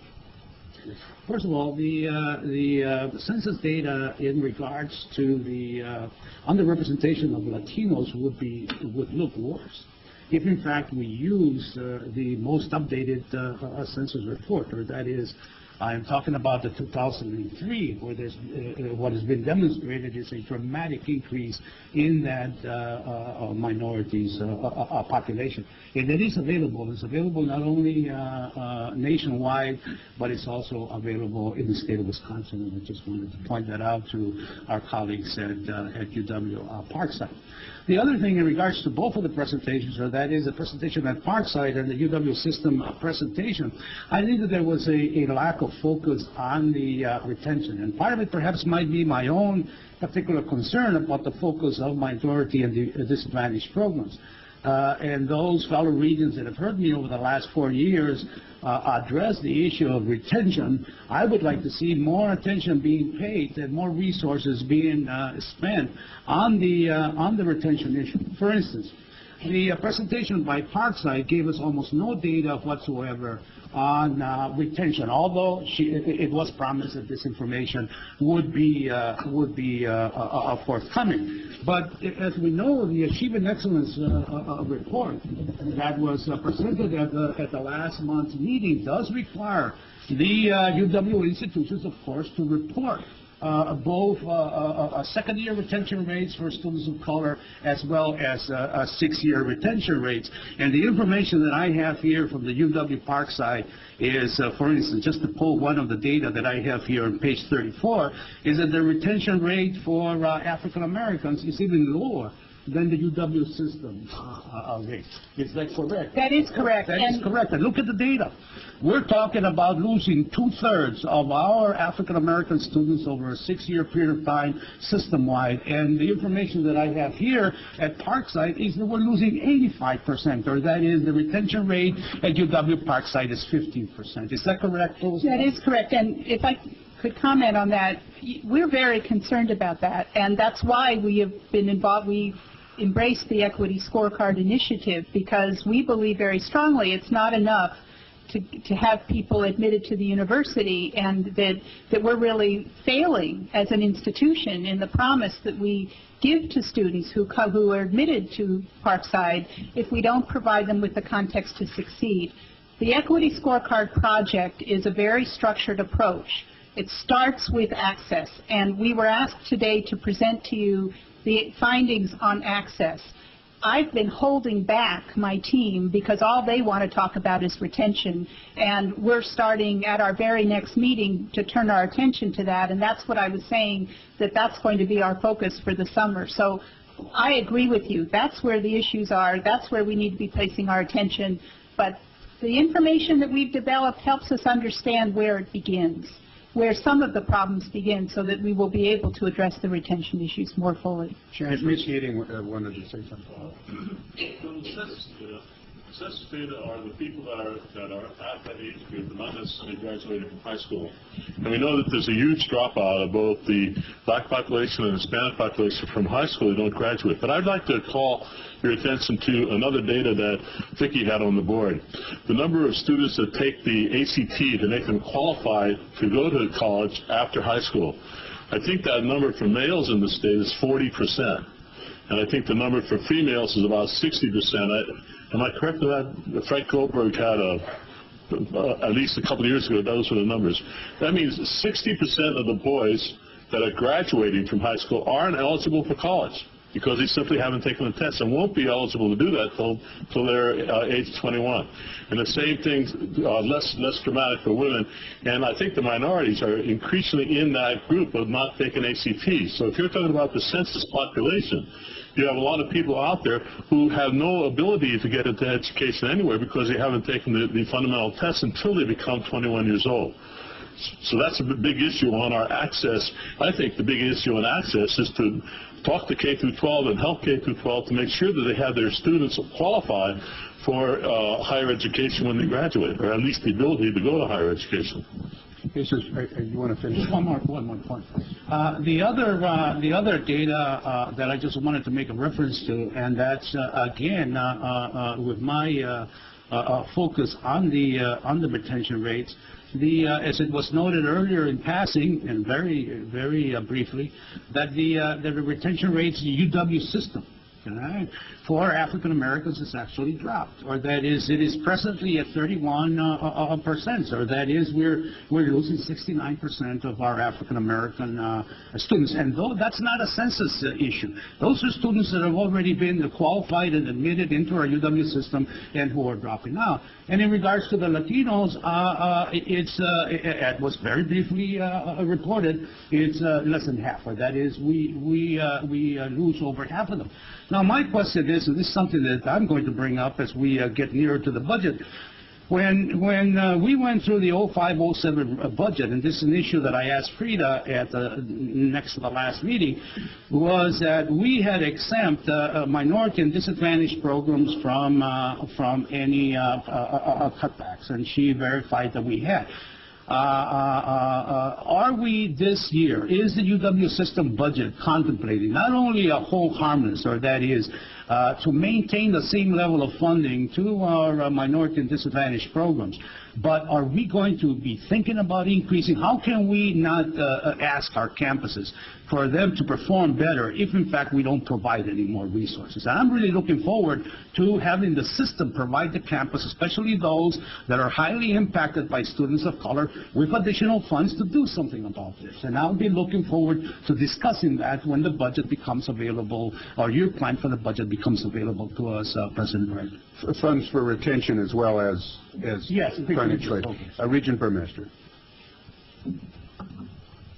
I thank Regent Salas for articulating the sense of urgency around this issue.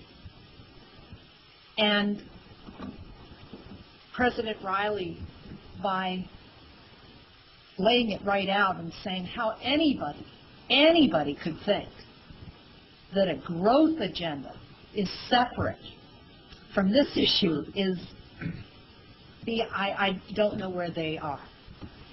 Because this is the issue. We need more economically disadvantaged and students of color in our state with college degrees. Not only because of the moral imperative that it is the just and right thing to do in a democracy, but because it's the economic imperative. We're going to go down fast if we don't solve this. And Jesus has captured that sense of urgency. It isn't just about access. When we get in the access question, you get into that, well, it's K-12's fault. No, it's, we're beyond that in this state. Parkside's one of the university campuses that has been one of the leading campuses in a PK-16. I've been down there with Jack. We've met with the superintendents. They get it. Every single campus has to address this PK through 16. And you've got to be working with your local school districts so that you get at the issues that Jesus talked about with access. And then the retention issues are real. And what I heard Parkside say related to retention, get the students involved. When you said the students who are on your equity scorecard, that's where you really got insight. I heard you say it, Rebecca. And it's true. If the students aren't involved, you're never going to solve retention issues. So those are two very tangible things on this issue that we could immediately do as a system. Every single chancellor should have a leadership role in the PK-16 efforts in their region. And they should be involving students in a formal way related to retention and the equity scorecard. So those are two. I have a couple of other things that I wanted to say.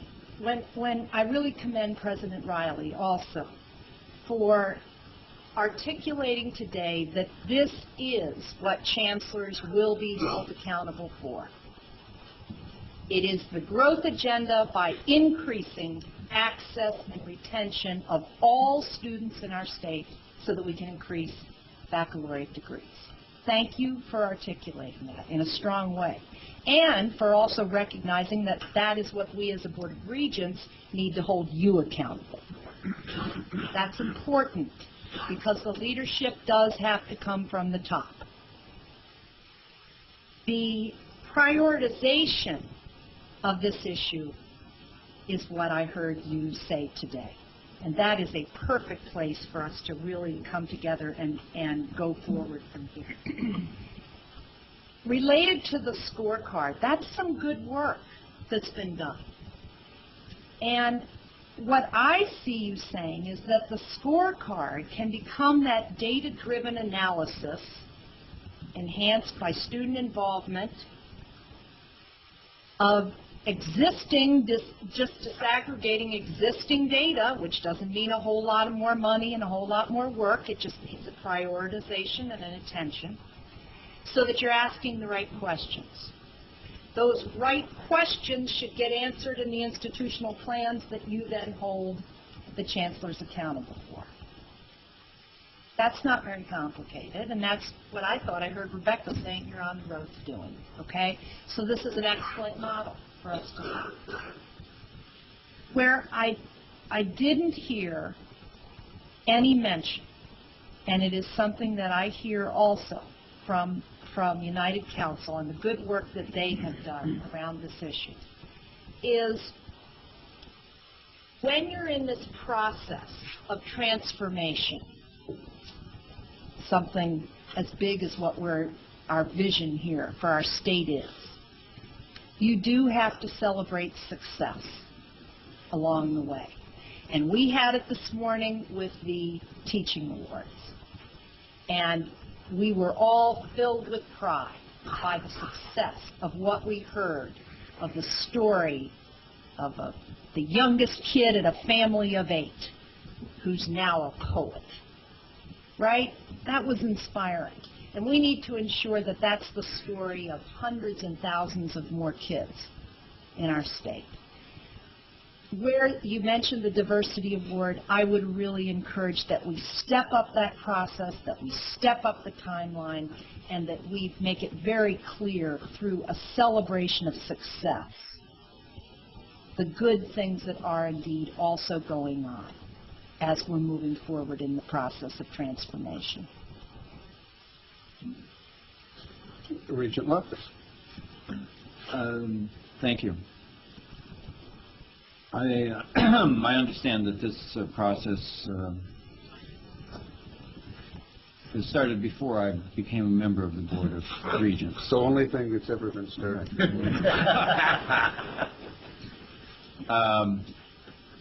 But just to echo some remarks, this is a serious problem for this university and university system in this state and nationwide. And we need a serious discussion.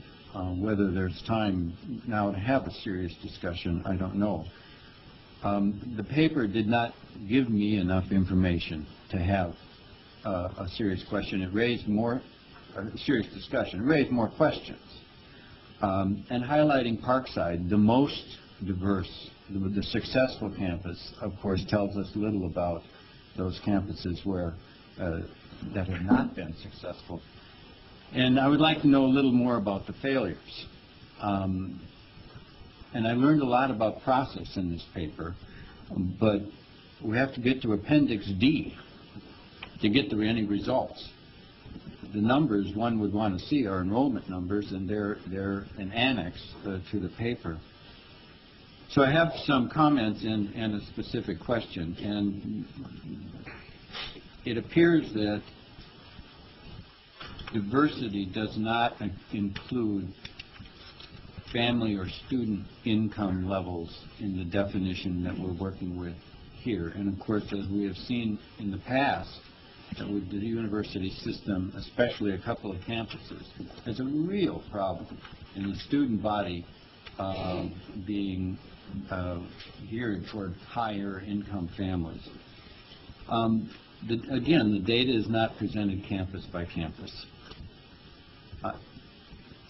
In this paper for this discussion, it's not presented campus by campus. We do not know. This is something that doesn't lend itself well to a system examination. What should be looked at is each campus. There's no analysis. I don't know what to conclude about what has happened since 1998. And it also assumes this is not a question of admission practices. It assumes that admission practices somehow are over here, and that the onus is elsewhere. If we look at Parkside, if we look at what their practices are, and we look at their retention rates and their graduation rates, obviously they have a bit of a different philosophy as to admission. My main comment or complaint is I don't see the basis here to judge chancellors. We would have to have a look at each individual campus over their period in office to be able to judge them. As far as I can tell, and since 1998, there are, in these 7 years, there are only 334 more African American students in the whole system than there were 7 years ago. That's not very many. My question is, what happened to the report card? Did that morph into the equity scorecard? Does that mean no one ever gets an A or an F? I mean, this is bureaucracy 101. What the Regents called for was a report card, and what they got was an equity scorecard. Vicki, do you want to address how we're dealing with the scorecard in relation to this? Several things. First, with respect to the definition, the Plan 2008 includes, and you heard me say, multicultural and disadvantaged students. The terminology disadvantage refers to students' socioeconomic status and also whether or not the student is from a first generation college attending. We do have campus-specific data available. We don't include it in the report because the report is a system-wide report, and that's just a decision that was made. With respect to the equity scorecard, we believe that this assessment and going through these particular perspectives will get at the issues that you raised. And basically the campuses are looking at baseline data, they're setting improvement targets, and the target is equity. The admissions offices have to be involved in the access perspective, and I'm sure that they're doing it at Parkside. I know that they're doing it at UW-Milwaukee, that admissions is involved in the work. So we didn't address every single aspect of the work today, largely because we really don't have time within the construct of the presentations, but believe me that I would say that no campus in the project would say that the admissions function is not an active participant in looking at these issues. I think it's admissions, probably pre-college, and as well as financial aid, and also the academic departments where a lot of the students of color are either present or missing. Regent Smith. I want to follow up on something President Riley was talking about the relationship between, and I think Libby as well, as far as the relationship between the growth agenda and what we heard about today. Excuse me. And I've read the UW Parkside Foundation for Success, the brief. Maybe I can just kind of focus in on Parkside for a minute. If we would go forward, or Parkside would go forward with adopting a lot of the things you're talking about today, what does that mean as far as the enrollment? I mean, we're at about 5,000 now. Has there been any projection as to, and what would that mean as far as funding requirements? Well, our first priority is retention. If you look at our numbers, correct, we're not proud of our retention rate. It is equivalent to across the country. We are in the average, if you will. But our retention is our primary growth vehicle, if we can do that. In our budget request for the next biennium, we basically asked for the money precisely to deal with the issues, especially with minority students, that we think need a different type of infrastructure than we have in some instances for success, certainly in certain programs. And that's what we asked for, and that's what we'll be concentrating on. Our growth agenda is a growth agenda simply because the population down there is growing leaps and bounds, and as Jesus said, the Hispanic population is outstripping the rest. But how to capture those students is one issue. Our biggest issue is our retention, and that's what we want to concentrate on in the coming 2 years. Any idea where you'd like to be 2 or 3 years from now as far as enrollment goes? Oh, 2 or 3 years from now, we were trying to work out those numbers the other day for a system. We have in our mind way out there 7,500 would be from 5,000. Now that's way out there. When 5 million more people live between northern Chicago and Caledonia to our north, 5 million more people. So we're in a growth population, including things like a train coming in within half a mile of our place from Milwaukee to Chicago. So it's a variety of things that are saying we're going to be bigger. But right now, we're not concentrating on that outside population. We're trying to concentrate on the inside population, because when you got the students, it makes no sense to lead them to failure. And we will be putting in, if we do get our DIN request, we'll be putting in programs specifically to address retention, and we think we can improve that significantly. If we improve it by 10%, we'll most probably be growing by 400 students. So it's growth by retention. That's our first priority. The Wisconsin Covenant would support both access and retention, because a lot of low socioeconomic kids and kids of color are having to work so many jobs when they're in, and that influences retention. So, Regent Crane. I wanted to make one comment on extending some of the things that have been said about the need for a lot of work together with school districts in the pre-K system. And I do think that that's essential, and I do think there is a will to do that in the part of school districts at this point. But I want to extend that remark. This is not only a short term, and much of what we're talking about is the need for us to do some pretty dramatic things in the short term. But it's a long-term issue, and it has to do with the support of families from birth, not from the time that they enter the public school system. And I realize that this is a resources issue, and I'm not really speaking to that.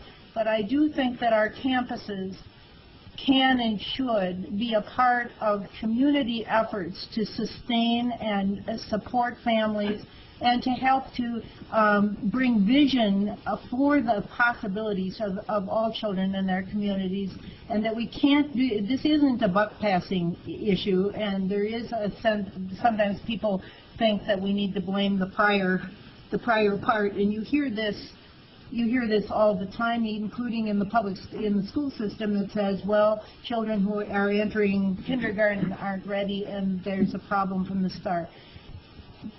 We've got to look at this holistically if we're going to really strengthen this state over the long run, as well as trying to improve the situation in the short run. And I do think there are ways that campuses can give leadership to that in our communities that I think would be welcome to many of us who work on behalf of children at earlier ages. Thank you. Regent Randall. I got a little concerned when Regent Salas was waving his Post-it notes around and thinking of his bullets, and I wasn't sure where he was going to take aim with them and have the duck on this side of the table. With regards to accountability, I guess I have a couple of questions and then a couple of questions around resources. President Riley, you had mentioned the process, or something of a process, for holding campus leadership accountable for the outcomes that we're expecting through Plan 2008 over the next several years. And obviously we have talked about this. It's been a part of the Plan 2008 goals to hold campus leadership accountable. This is springtime when the board does that. And all of this, frankly, revolves around what will motivate campuses to do more. Those campuses that are performing well, obviously, will need more resources to do so, and we need to have some type of incentive program in which to further encourage them or further move their successful programs forward. And then, for lack of a better word, disincentives. Are you prepared to recommend bonus reductions for those that we are responsible for improving pay performance incentives for? Are you prepared to recommend that pay be reduced if they don't meet those goals? You mean chancellor's pay, or money that goes to the institutions more generally for this purpose?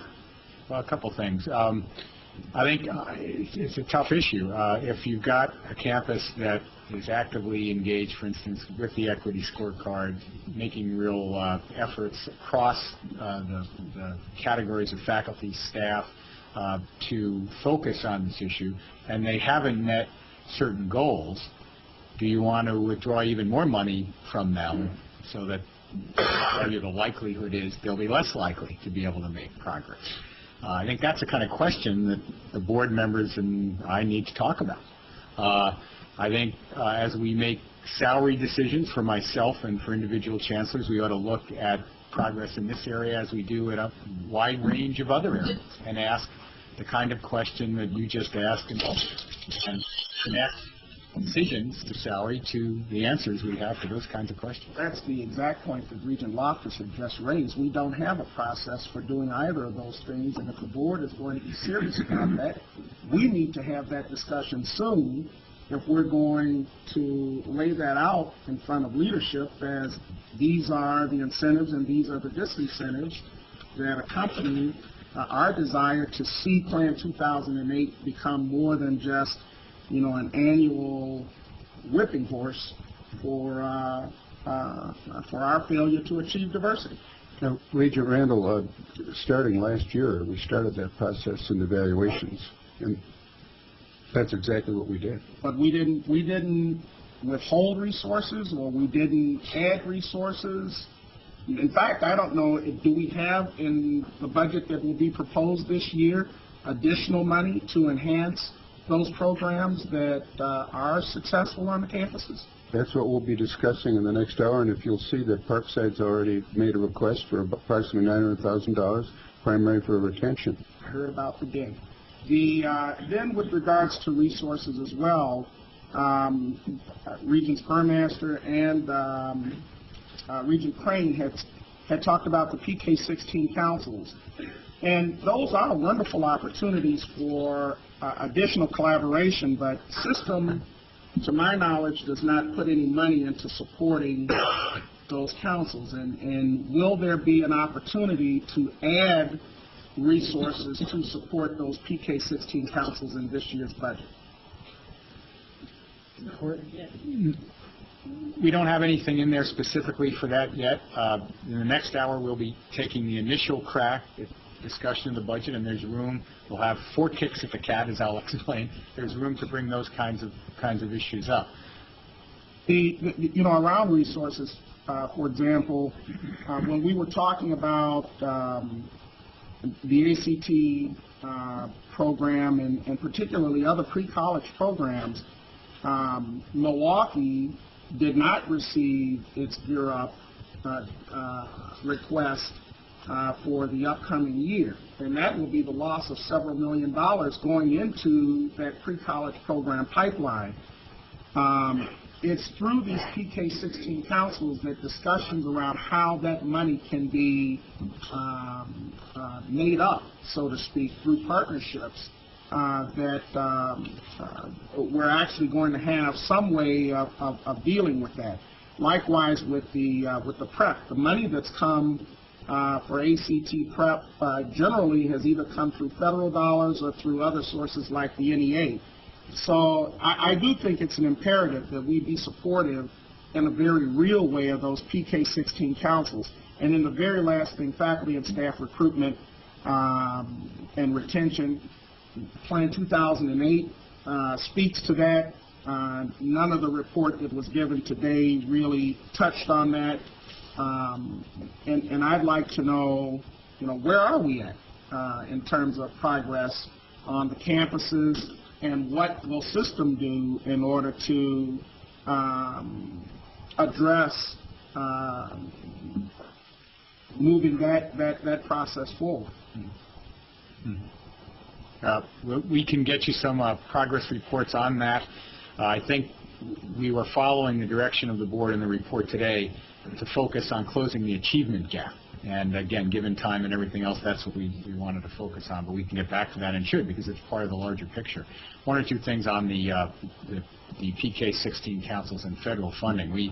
The president of the board and I did our first pre-region meeting news briefing today with members of the media this morning, and this issue came up, and we talked about the retreat at the federal level from funding some of these very, very important pre-college programs and how that has an effect at the ground level here, and it's something we need to be mindful of as we think about resources behind these programs going forward.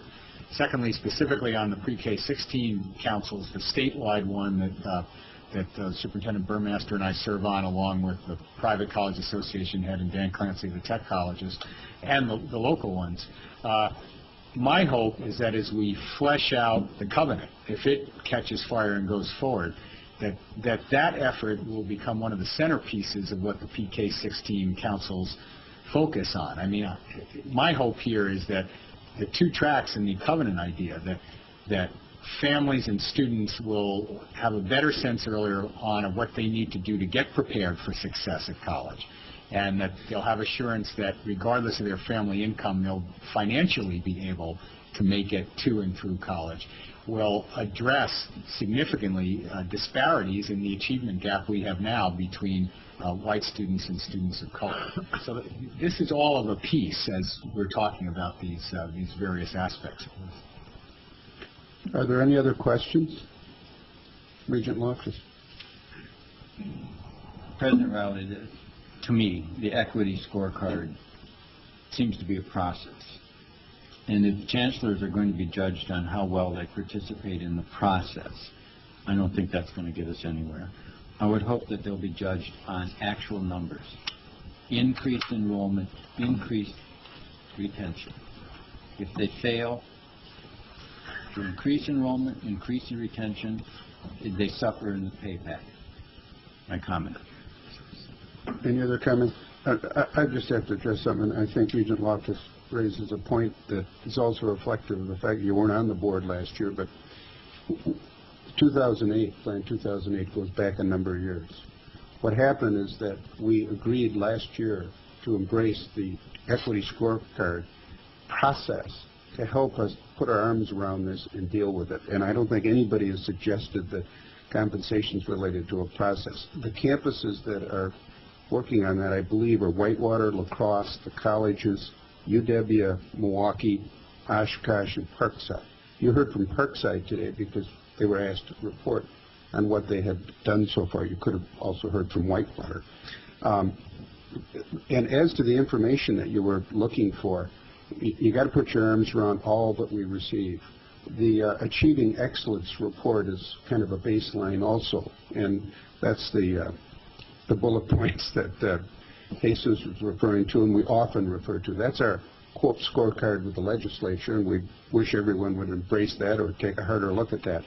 But it's all of this information together that has driven us to this point in this vision and this commitment as articulately described by Regent Burmaster that we all agree is important, and we're going to work towards it. But I think we need to be a little careful about thinking we're going to solve it with a $2,000 bonus. Rather, we need to all be on the same page, have all the information in front of us, read it, and move forward. Any other comments? And develop individualized campus plans You bet. using the data from that process.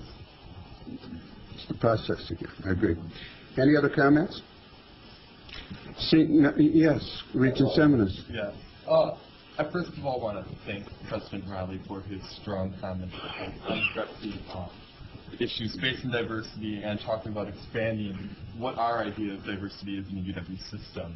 I think that's commendable, and I think that he's true in speaking the words that we need to be looking at how other people, whether they're people with disability or whether they're gay and lesbian or what their religion is, needs to be included in the definition of diversity. The next issue I think that is important that we need to look at is the K through 16 partnership. That is essential. I think working with our public schools in the state of Wisconsin and by supporting school districts in areas such as Racine and Kenosha, where we do see a low graduation rate among African American males in that area, that we need to be looking at how we can keep them in school and how we can make sure that they attend fine institutions such as one that I attend, UW Parkside. And I also want to thank Chancellor Keating and Provost Martin. I think that they did an excellent job within this report outlining the issues that are happening at the campus that I attend. The diversity issues are a systematic issue that is happening in our communities where education is falling behind in a lot of these schools. And I think through K through 12 partnership, we need to be working on making sure that the education in our cities are providing for students of color the opportunities to attend a UW system school. More importantly, I think that it's important that we look at increasing our 402 funds too. This is essential in making sure that we're talking about and we're addressing the diversity issues on our campuses. With that, I yield back. Thank you. Any other comments or questions? Regent King. A brief comment. In my first meeting. I would like to say thank you for the presentations and the brief mention of the UW system working with the Wisconsin Technical College system to further these initiatives, because having served on the committee on baccalaureate expansion with many people at this table, I know that the two systems together, working together, can help to reach the goals we've set forward. So thank you. Seeing no further questions, it's time for box lunch, and then we'll report back here in 20 minutes and continue with the budget initiative. I know. Burmaster, like.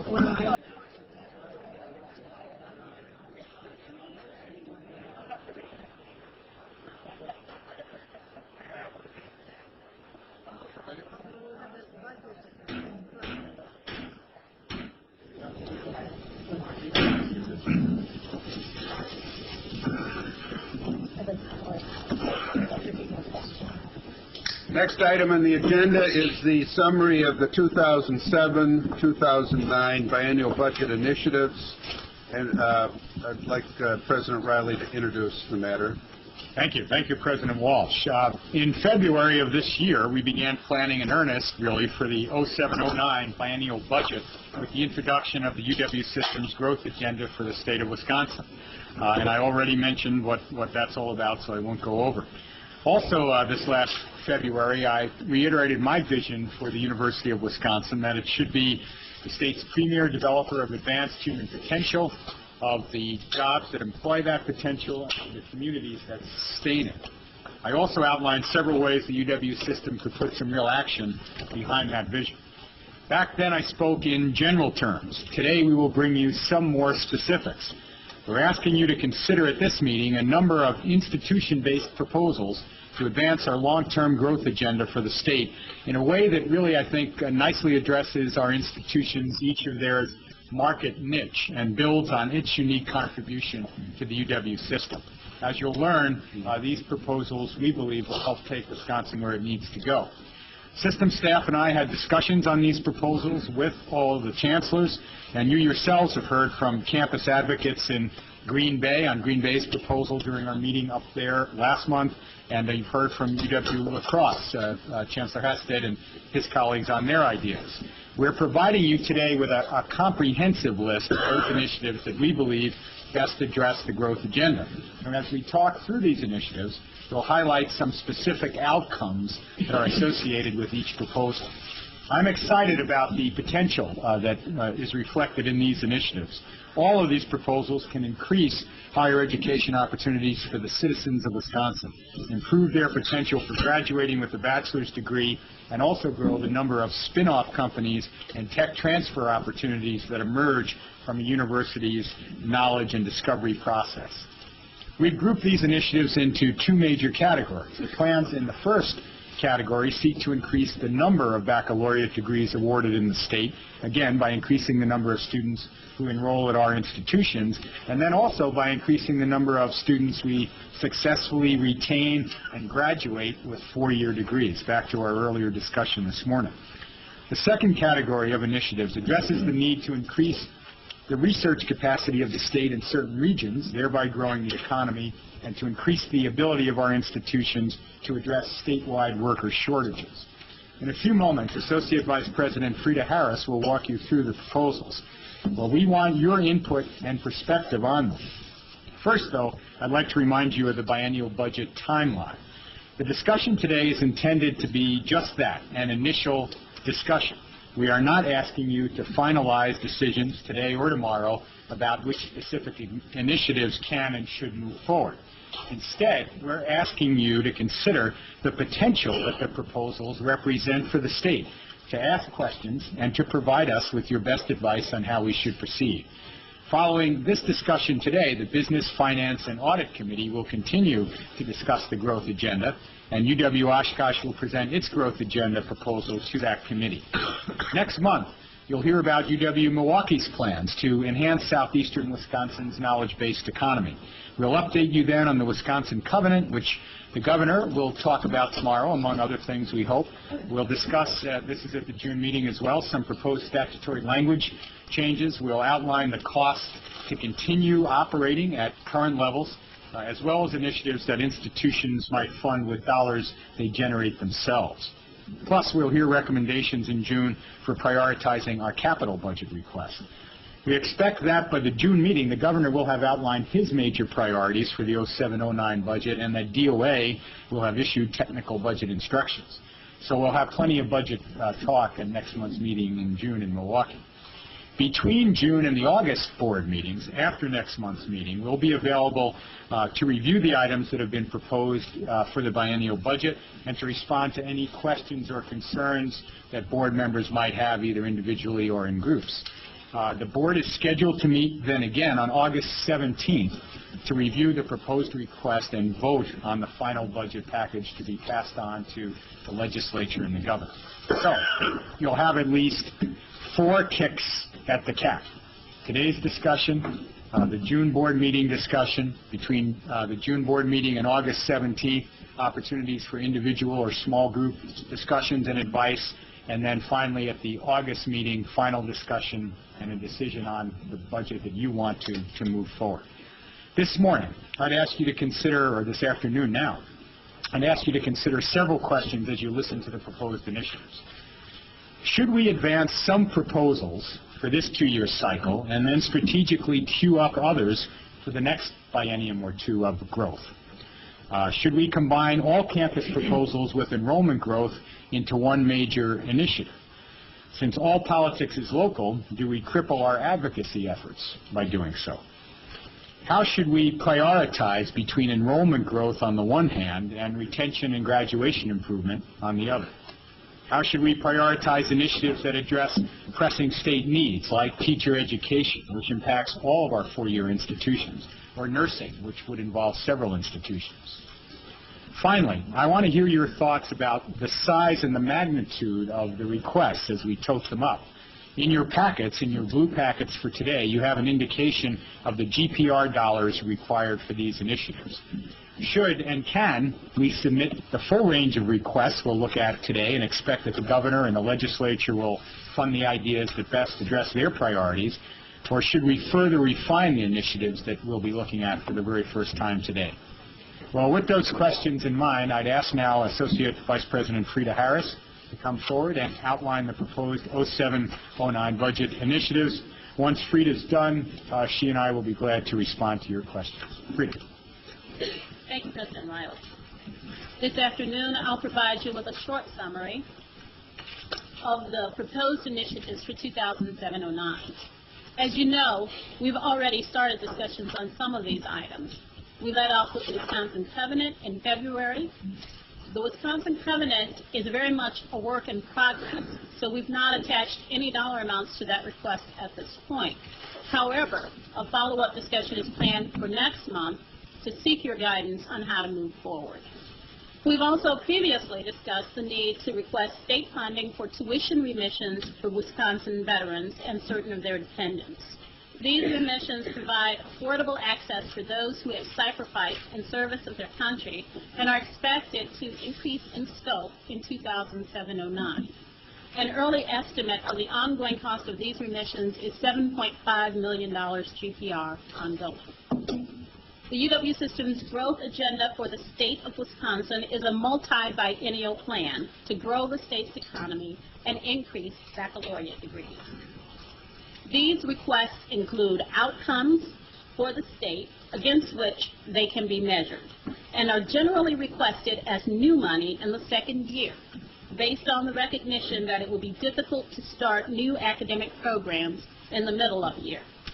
The requested funding would add approximately 2,800 new students in the 2007-09 biennium and 7,700 long-term.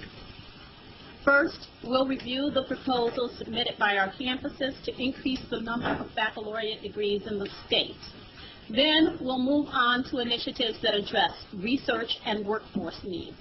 For each of the initiatives, we'll summarize the request, describe the outcomes, and provide you with an estimated amount of ongoing base resources needed from the state. Ongoing base funding is the amount of new GPR needed by an institution on a permanent basis to provide the outcomes. UW colleges and UW Extension have joined forces in a proposal to help identify, recruit, and better serve adult learners. The proposal requests $1.9 million to expand opportunities to obtain both associate and baccalaureate degrees by redesigning courses for greater accessibility, increased counseling, and improved advising.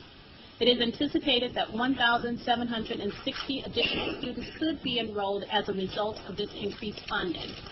1,140 of those students could be enrolled as early as 2008-09.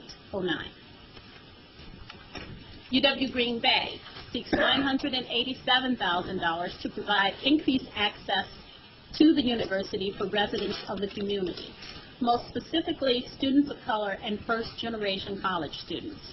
In addition, UW Green Bay would expand enrollments in high-demand programs as overall enrollments grow. The funding requested would support 178 additional headcount enrollments by 2010, 70 of whom would be expected to enroll in 2008-09. Additional funding that would be requested over the next 2 biennia would allow the campus to support an additional 2,150 students. UW La Crosse is proposing a tuition management program that would generate resources to increase degree production, access to quality programs, and timely degree completion. In addition, the campus proposes increasing financial aid for students from the lowest 2 economic quintiles. If tuition setting authority is provided, no additional GPR would be required. The ability to adjust tuition rates would allow the campus to increase enrollments by 1,000 students over the next 6 years. UW Oshkosh's growth agenda focuses on increasing the number of graduates in high-demand programs and developing programs that will articulate with the needs of technical college graduates. Some examples of proposed new bachelor's degree options include a Bachelor's of Applied Science and a Bachelor's of Fire and Emergency Response Management. $1.7 million is requested to support 1,440 additional headcount enrollments by 2013. 480 of these students would be expected to enroll by 2008-09.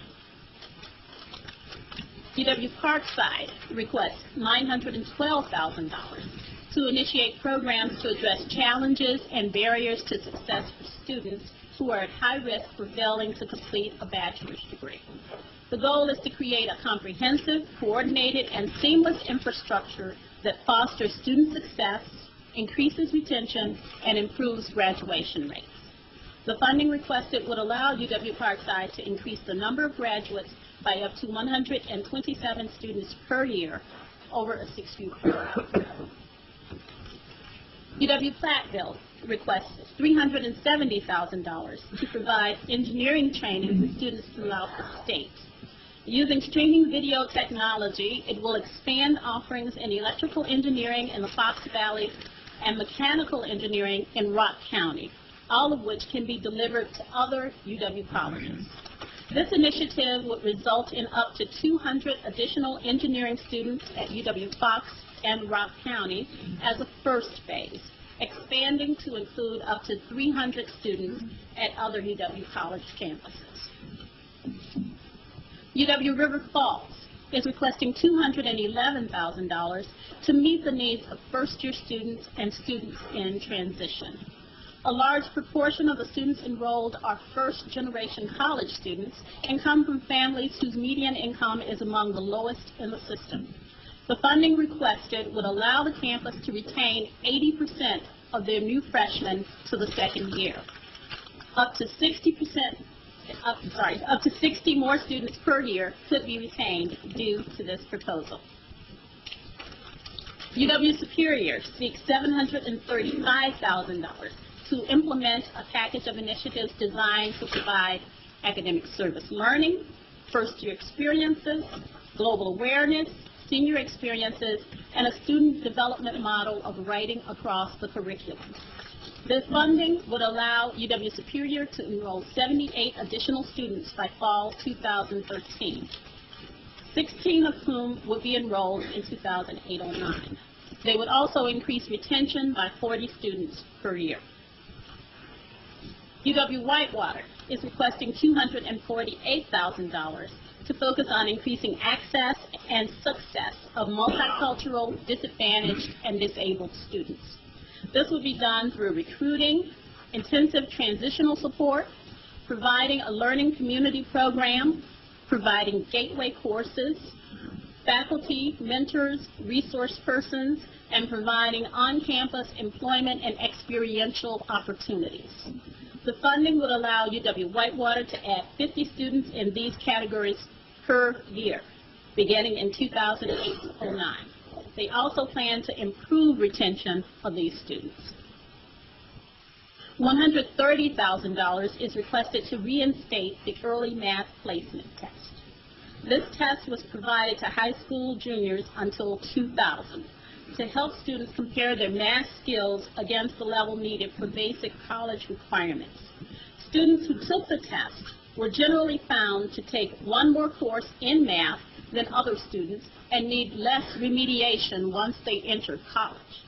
This funding would allow students to take the test without paying a fee, and the goal would be to decrease the number of remedial courses that students need to take in college.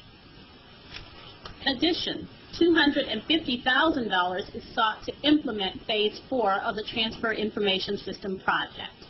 Phase 4 will provide online degree audits to improve transfer to students around the state and the country. Now, we'll move into discussion of the research and workforce development requests. UW-Eau Claire and UW-STEP jointly request $2.2 million to develop the Chippewa Valley Nano-STEM Partnership Initiative that will also include the Chippewa Valley Technical College. The funding would provide advanced nanoscale science, technology, engineering, and mathematics, STEM, education, intellectual expertise, and state-of-the-art facilities to students and faculty.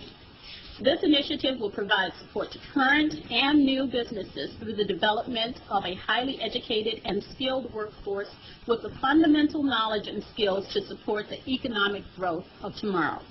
An additional 482 students could be enrolled by fall 2013, 172 of whom would be enrolled in 2008-09. UW-Milwaukee requests $8.8 million to compete more successfully for extramural research funds, hiring leading faculty to establish a world-class program in medical imaging research and enhance the level of graduate and undergraduate research support and training. You'll hear more about this initiative at the June meeting in Milwaukee. UW-Stevens Point is requesting $173,000 to implement a new major in health science. This major will prepare graduates for career advancement in healthcare-related industries such as pharmaceutical sales, administration, and the health insurance industry. UW-Stevens Point anticipates enrolling 50 new students per year. Multi-campus funding of $2.3 million is requested to address the teacher education needs of the state by expanding the Institute for Urban Education across the state to increase the number of teachers prepared to work in urban and/or small rural communities, enhancing campus efforts to recruit and retain students from diverse backgrounds into teacher education, expanding capacity in areas for which the state has a high demand, and developing a database to assess how well the UW system is meeting education standards as required by state teacher education rules, PI 34. Multi-campus funding of $2 million is requested to increase the number of nurse educators and new nursing graduates in the state. This request will leverage work already being done through 2 federal grants and will enhance and expand opportunities for accelerated nursing degrees, off-site programs to reach new areas of the state, and online distance education to reach place-bound students. This request will provide 92 additional master's and doctoral prepared nurses each year, who will increase the number of faculty and clinical educators in the state of Wisconsin. In addition, this request would add 130 baccalaureate prepared nurses in the state and increase the pool of potential nurse educators. $250,000 is being requested to increase funding for the Applied Research Program, which encourages faculty and academic staff at all UW institutions to support applied research activities that are likely to improve connections between knowledge and practice and promote positive change in the economy of the state of Wisconsin. Currently, there is potential to receive external matching funds of $250,000 per year for 4 years with an additional state investment. Finally, the UW System Solid Waste Research Council is requesting $120,000 to provide additional grants for projects dealing with alternative methods of solid waste disposal as part of the Solid Waste Research Program. The funding would come from non-GPR SEG resources from the state's recycling fund. That concludes my presentation. President Riley and I will be happy to address any questions that you have at this point. Regent Settles. Thank you. I wanted to give some more information in regard to the growth agenda process. Very interested in their tuition management.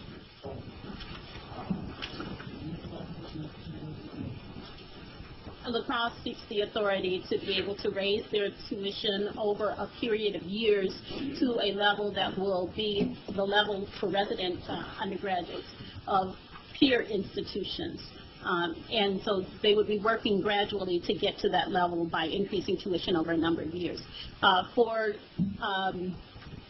For the graduate students and for non-resident students, they would also be trying to adjust tuition to be at a more comparable level with peers. And so for non-residents, they might potentially need to lower the tuition beyond what we have at this point. By bringing in more students on the non-resident side who will be paying more than the cost of their education there as well, they will be able to add enrollments of an additional 1,000 students. Now, part of that money would also go towards financial aid to help support the students. They'll be investing the money to try to improve the experiences of all the students they have by doing more quality education, which, of course, they already have a very high-quality education program, but continuing to improve that, and to try to reduce the time that it takes for students to graduate, so reducing the time to degree. If you wanted any more information, I'm sure that. And we're not off today. It's just a discussion. We're not voting on any of No, this. No, this is just information. My second question, if I may. Please. The notice in my comments earlier in regards to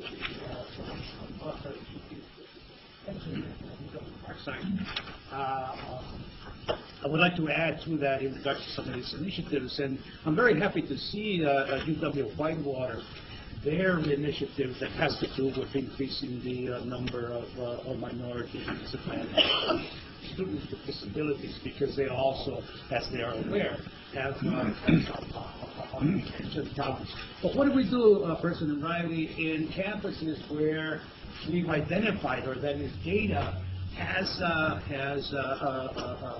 compelled us to focus on additional resources those campuses, and we don't find them in this format?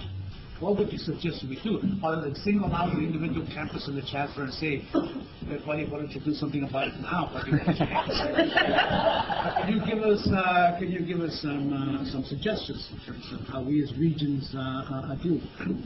Let me make sure I understand what you're saying. Well, we've got Whitewater responding to needs that having to do with retention of disadvantage students of colors and students with disabilities. And I'm very happy to see that, because if you look at some of the data that we have, they need to focus on that area. But there are other campuses that also have the same problem, that they're not part of this, they're not asking for additional resources to deal with that problem. How would you suggest that we as Regents deal with that issue? Well, I think let's have a discussion. You can make known to me which campuses you think ought to look at that. No, we can chat. Bring up the names of those campuses now. Well, no, I mean, I think we can chat and get your input. This is, again, the first stop on all this, so you can see where you as a board think there are gaps. If you think there are things that are unnecessary to do that we're putting forward, let us know. If you think there are things that are necessary that are not there, let us know and we can consider it. Again, I keep going back to the big idea we have in this regard, which in my mind really is the covenant, to get kids and families early on convinced that they can afford to get a college education in Wisconsin, and to get them better prepared to actually succeed at that when they get to the point where they're ready to come on to our campuses. If the covenant moves forward and it's successful in any way that we hope it will be successful, retention and graduation rates, I think, will go up at the technical colleges, at the private colleges, and at the UW.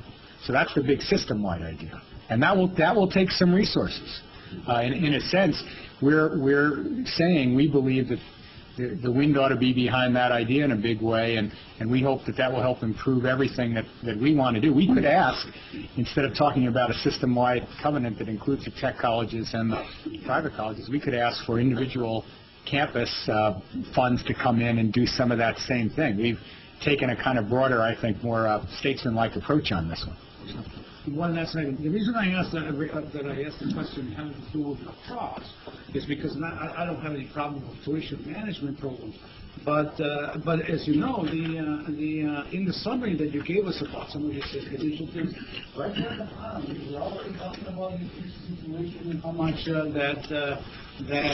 those increases in tuition will generate in additional funds for our system, and I think that before we start getting the students excited that in fact we're going to be asking for X number of dollars by increasing X percentage, we should also be talking about, we should have some kind of a statement related to previous actions that we've taken, or that is to hold harmless those low and moderate income families from any tuition increases. And I think that information should be available to us as soon as you have it, President Riley, who's most interested in that aspect of the budget. And I think the reason Regents House we have that data at the bottom that relates to tuition is so as we begin this conversation about how we build our budget and what's going to pay for what in it, whatever we decide to move forward, we're thinking right from the get-go of the issues that you're raising, because they're going to be on the table as part of this. Thank you. We'll go around the room. I just wanted to mention that Jesus and I came on the board at the same time. This is the first time that we've ever had the luxury of talking about the disbursement side of the ledger, initiatives that will cost more money than what we've received in the past, since we had a $50 million cut, a $250 million cut, and a break even in the last 6 years. We're approaching this a little differently, and so that's why it's different. The other thing, I have a question just to ask to lay it out, that you didn't talk, Frida, about the summary. Could you just explain, at least for the new members, when you say tuition authority required for initiatives, you've got some assumptions there. Would you just tell them what the assumptions are? The assumptions that we have regarding tuition authority is that a 1% tuition increase would generate between $5.5 and $6 million. And so if you're looking at trying to figure out about how much money it would take or what percent tuition increase would be required, you can look at that and kind of get a gauge for what that is. Now, unfortunately, the number you're going to come up with is a high number, because UW La Crosse is doing tuition management on its own, and so their tuition authority is included in that number that's shown at the bottom, and so there would not be an overall tuition increase for that particular one. So you're looking high end when you look at the rule. And you're assuming the 65-35 split? Correct. That- In that's- stages. Could you explain that to the new members, why you do that? Right. In the past, it's been an established agreement between the UW system and the Department of Administration that when we submit requests that are related to instruction of students, and that would include in front of the classroom instruction, student services, and libraries, those kinds of things, that we would request that funding at 65% funding from the state and 35% funding from the students. Now, there are some things in here that when you're looking at research, if it's research that is going to help the state but doesn't necessarily impact the students at an institution, that would be looked at as something that the state would be asked to support on its own. So 100% GPL. Regent Smith. I want to just ask a question on this. Does this now become the additional $30 million? Does that become part of the ongoing base after this? I mean, my understanding, I guess I'm hearing that this $30 million would hopefully produce long-term 7,700 more students. Correct. So if we're going to, and we know from our work on Kobe and the numbers we've heard, we're more than 7,700 behind, and we're going to need, at least in my opinion, more efforts to get more students. Well, back to electric vehicles. So does this become, if we just do this $30 million and then cut it off after the next 2 years, or does that become part of the base and we're looking for more funding as the years go on? The $30 million that you see on there is the amount that would have to stay in the base of the institutions. It's the level of base funding that would be achieved by the end of the second year. And then that money would be in the base permanently. That would have to be there to reach that goal of 7,700. You would have to keep that in the base. And that's increasing enrollments by 7,700. So you would have 7,700 additional students, which would then lead to more graduates after 6 years. And those graduates, you continue to have more graduates each year on the basis of that. Regent Pruitt. Two quick questions, if I might, Mr. President. One for Frida. Frida, could you tell us on the 65-35 split on this sheet, you sort of inferred that it wasn't sort of equal across the initiatives. For example, is there a 65-35% split on the veterans remissions? No. Veterans remissions is something that we're asking for total state For 100%. So I was just wondering if you could just very quickly identify, are there other items that there is not a 65-35 split on, and if so, what are those? The Wisconsin Covenant. Generally, financial aid has been totally covered by the state. And there's no amount there, but that would be something that would generally be looked at as something the state would pick up 100%. The veterans remissions, again, we've discussed that already. UW La Crosse is totally tuition funding, so it's 100% tuition, no GPR. The Milwaukee initiative, parts of that would be related to instructing students and working with undergraduates, and so part of that uses a 65-35 split, but the vast majority of it is research, and so that's 100% state resources.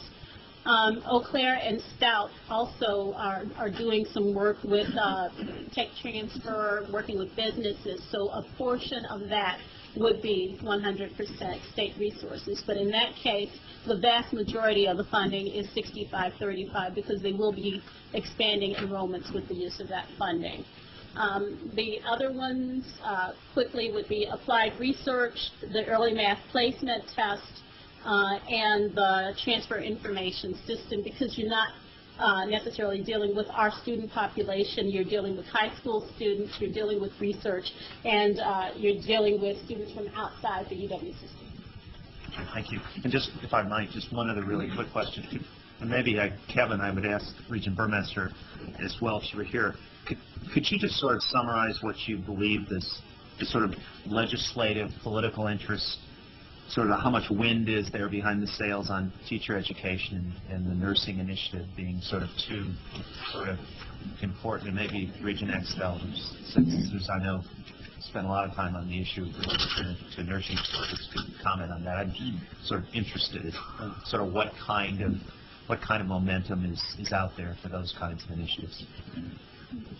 Regent Pruitt, I don't have probably a very good answer for that. I mean, as I talk with legislators, they're clearly aware that there is a nursing problem, and I think they understand, many of them, that part of the problem is we don't have enough nurse educators to train the next generation of nurses that we need.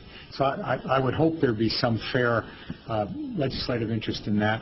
The teacher education issue, again, that I think is, we should maybe work here. That's a more complicated kind of issue because you have shortages in some geographical regions and not in others. You have shortages in some disciplinary areas and not in others. I think that's one we'd have to probably talk through more ourselves and have a strong argument with, going back down to the legislature to make it more likely to succeed with that. But let me ask if any of my colleagues have any other. Regent Burmester. I was asking a question. I was interested in any thoughts you would have about how much sort of interest there is in the legislature and across the state on the whole teacher education issue, and to what extent is that likely to be greeted favorably and well in the in the legislature and across the state?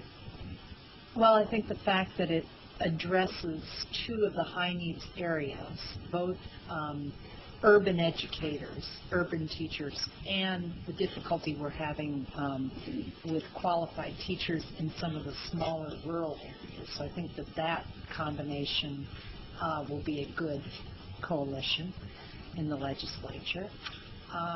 And I think that because so much of the PI 34 legislation is received fairly well in the legislature.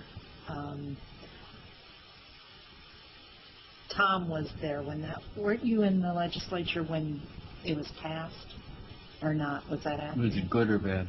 It was really good. Then you were there. Part of his body of work. It will now. Certainly, I think we will certainly play to that.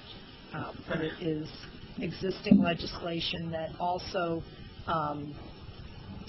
is required, might be too strong a word, but it is what we're using for the No Child Left Behind Act to satisfy our state plan for qualified teachers. So I think those will be the arguments related to it. Certainly local communities understand the need. They are really struggling in certain areas, in the shortage areas of math, science, world language. It's Regent Bartel. Thank you, Mr. President. I wonder if I could ask a question. Just reviewing the funding request, the UW Superior funding request kind of stands out at liberal arts emphasis. Appears to be just a kind of, to me, it appears to be just a general institutional support kind of funding request, and with relatively small increase in enrollments. And I wonder if there's more to say on this particular one for nearly $750,000. So is there further justification than what we've heard here? I might ask Regent Bartel, Chancellor Erlenbach, to say a few words on that. Thank you. I'd be happy to respond. Excuse me. The thrust of the request focuses on the public liberal arts mission. The institution has been so designated by this board, and it's a key element of what the institution has crafted for itself as we look to the future. And the particular requests are focused on elements of the liberal arts mission, which have been pointed out to us by our previous accreditation team from the North Central Association of Colleges and Schools, the Higher Ed Learning Commission. And these particular elements are key to, again, the future success of that particular mission. So it's intended to address an accreditation issue at the same time that it allows us to take another step down the road of truly becoming Wisconsin's public liberal arts college. So it's a combination of those things that we're seeking to have supported here. So it's repairing problems that were identified in the accreditation? It's repairing some problems and allowing us to take additional steps. Frida,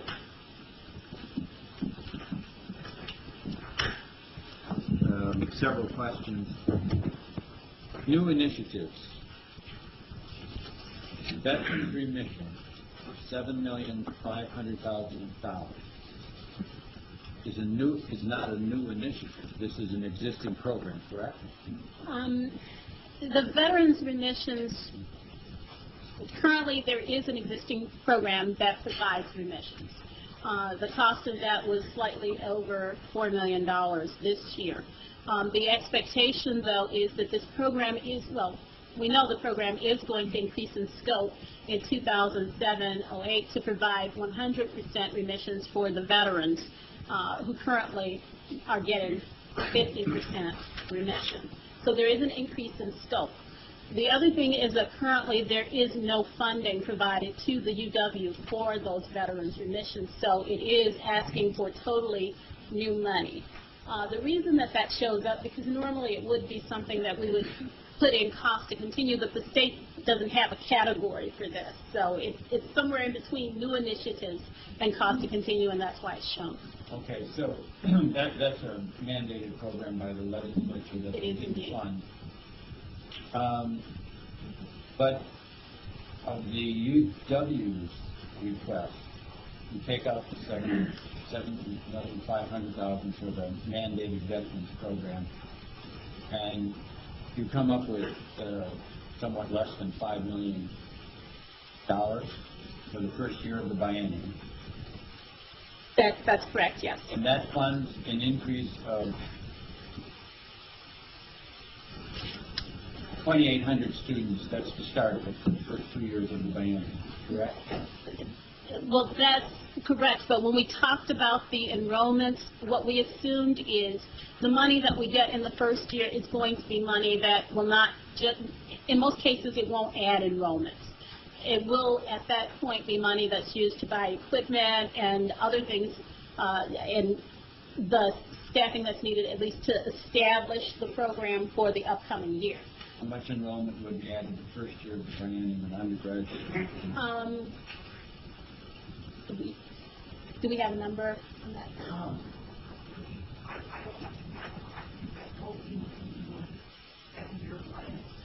So the enrollment... In the second year of the biennium, do we add 2,800 new students? Yes, we do. Okay. So is that 2,800 on top of the existing FTE headcount? It is indeed. And you assume the existing FTE headcount stays the same, or does that have a natural growth? There is some additional growth that would occur.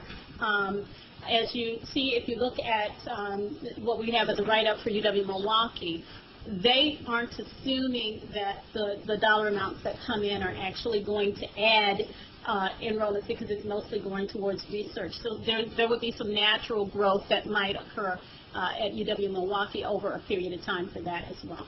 So 2,800 undergraduate second year of the biennium. Right. Okay. And Madison has no initiative other than the nursing? That was the top priority for UW-Madison, was the nursing initiative.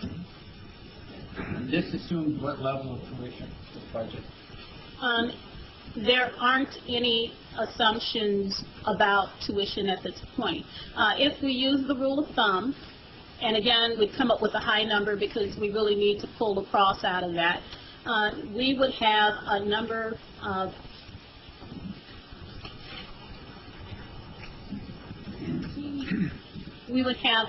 about a third of a percent, slightly above a third of a percent in the first year. And in the second year, what we'd be talking about is about a 1.6% increase in fees. But again, that's a high-end number. Okay, so the last question is, on the increased research and workforce development. Can I clarify, that's due to these initiatives. Now, the budget doesn't just consist of new initiatives, and so you'd have to look at what other things. So that tuition increases for these initiatives? Related to these initiatives, yes. And what did you say it was, 1.5%? About 1.6%. And could you just expand a little bit on Milwaukee? Over the biennium, they're asking for, what is it, almost $8.8 million of new GPR. new GPR. Yes. What is that for? That is to, okay, it's for several things. The first is that they would be expanding research faculty, and they would be establishing a medical imaging, world-class medical imaging program. They would have some money available for scholarships for graduate students. They would also have some funding available to do undergraduate research at the institutions, but for the most part, they would be partnering with other higher education entities and businesses in the Milwaukee region to try to do more tech transfer and to increase the funding that they receive in federal grants, so leveraging the amount of money that they currently And your have. tuition increase figure includes that bottom? It includes very little related to that. I think for Milwaukee, when we're looking at their initiative, what we're talking about is $1 million of tuition revenue associated with that. Again, only to the pieces related to the education of students. Did you give us the cost of continue? No, I did not provide the amount for cost to continue, and the reason I didn't do that is because we don't yet have, first of all, instructions from the state about what can fit into a cost to continue category, and that's what we'll use to calculate those amounts. In addition to that, it's so early in the process that any number I give you would be a really, really, really rough estimate that could change significantly up or down. Well, just for the board, could you tell us what the last two cost of continues were, just so that... Unfortunately, You can't. Can It was I eight- get that it's 87. today or tomorrow Yeah, it morning? was $87 million last biennium, wasn't it? Wasn't it? I thought it was It was maybe. more than 87 million. Okay. Because the utilities was almost. Well, I was taking that, trying to, okay. I was thinking of the negotiations. Go ahead, Regent Crane. Since this is my first time around, this may be a dumb question, but are these the requests from the individual campuses just as they came to you? There's been no, in other words, there has been no assessment of those or change in what came as a request from the campus? If you mean, have we eliminated any ideas at this point that the campuses or institutions put forward? No. Frida and her staff have worked some on the numbers, I know, with some of the campuses to arrive at the actual numbers you see on this one sheet. But as we talk, Regent Crane, about how we do this, with the chancellors and among colleagues at system, I think there was a feeling among both groups, as I read it anyway, that you don't want to just put everything forward, every idea that you had, and hope it sticks somehow. But at the other end of it, we didn't want, at this first discussion for the board, to eliminate ideas that you might think are good, could be adjusted, could be added to. So we decided to give you the benefit of seeing everything that had come forward from the institutions. Is that fair enough for you? For the most part. Okay. However.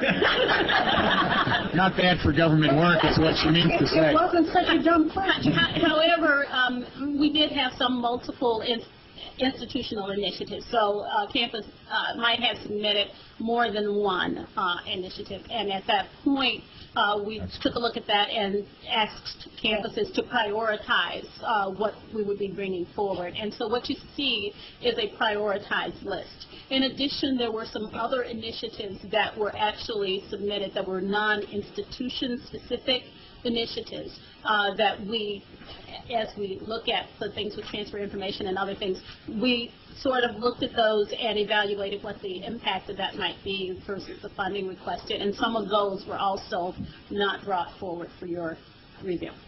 But I think Chancellor Wells. Just let me finish your question, then I'll have Chancellor Wells comment on what she just said. But I'm not done yet, okay? I said, go ahead and finish. Go ahead. No, I'm interested in process and understanding where the checks and balances are as this comes through.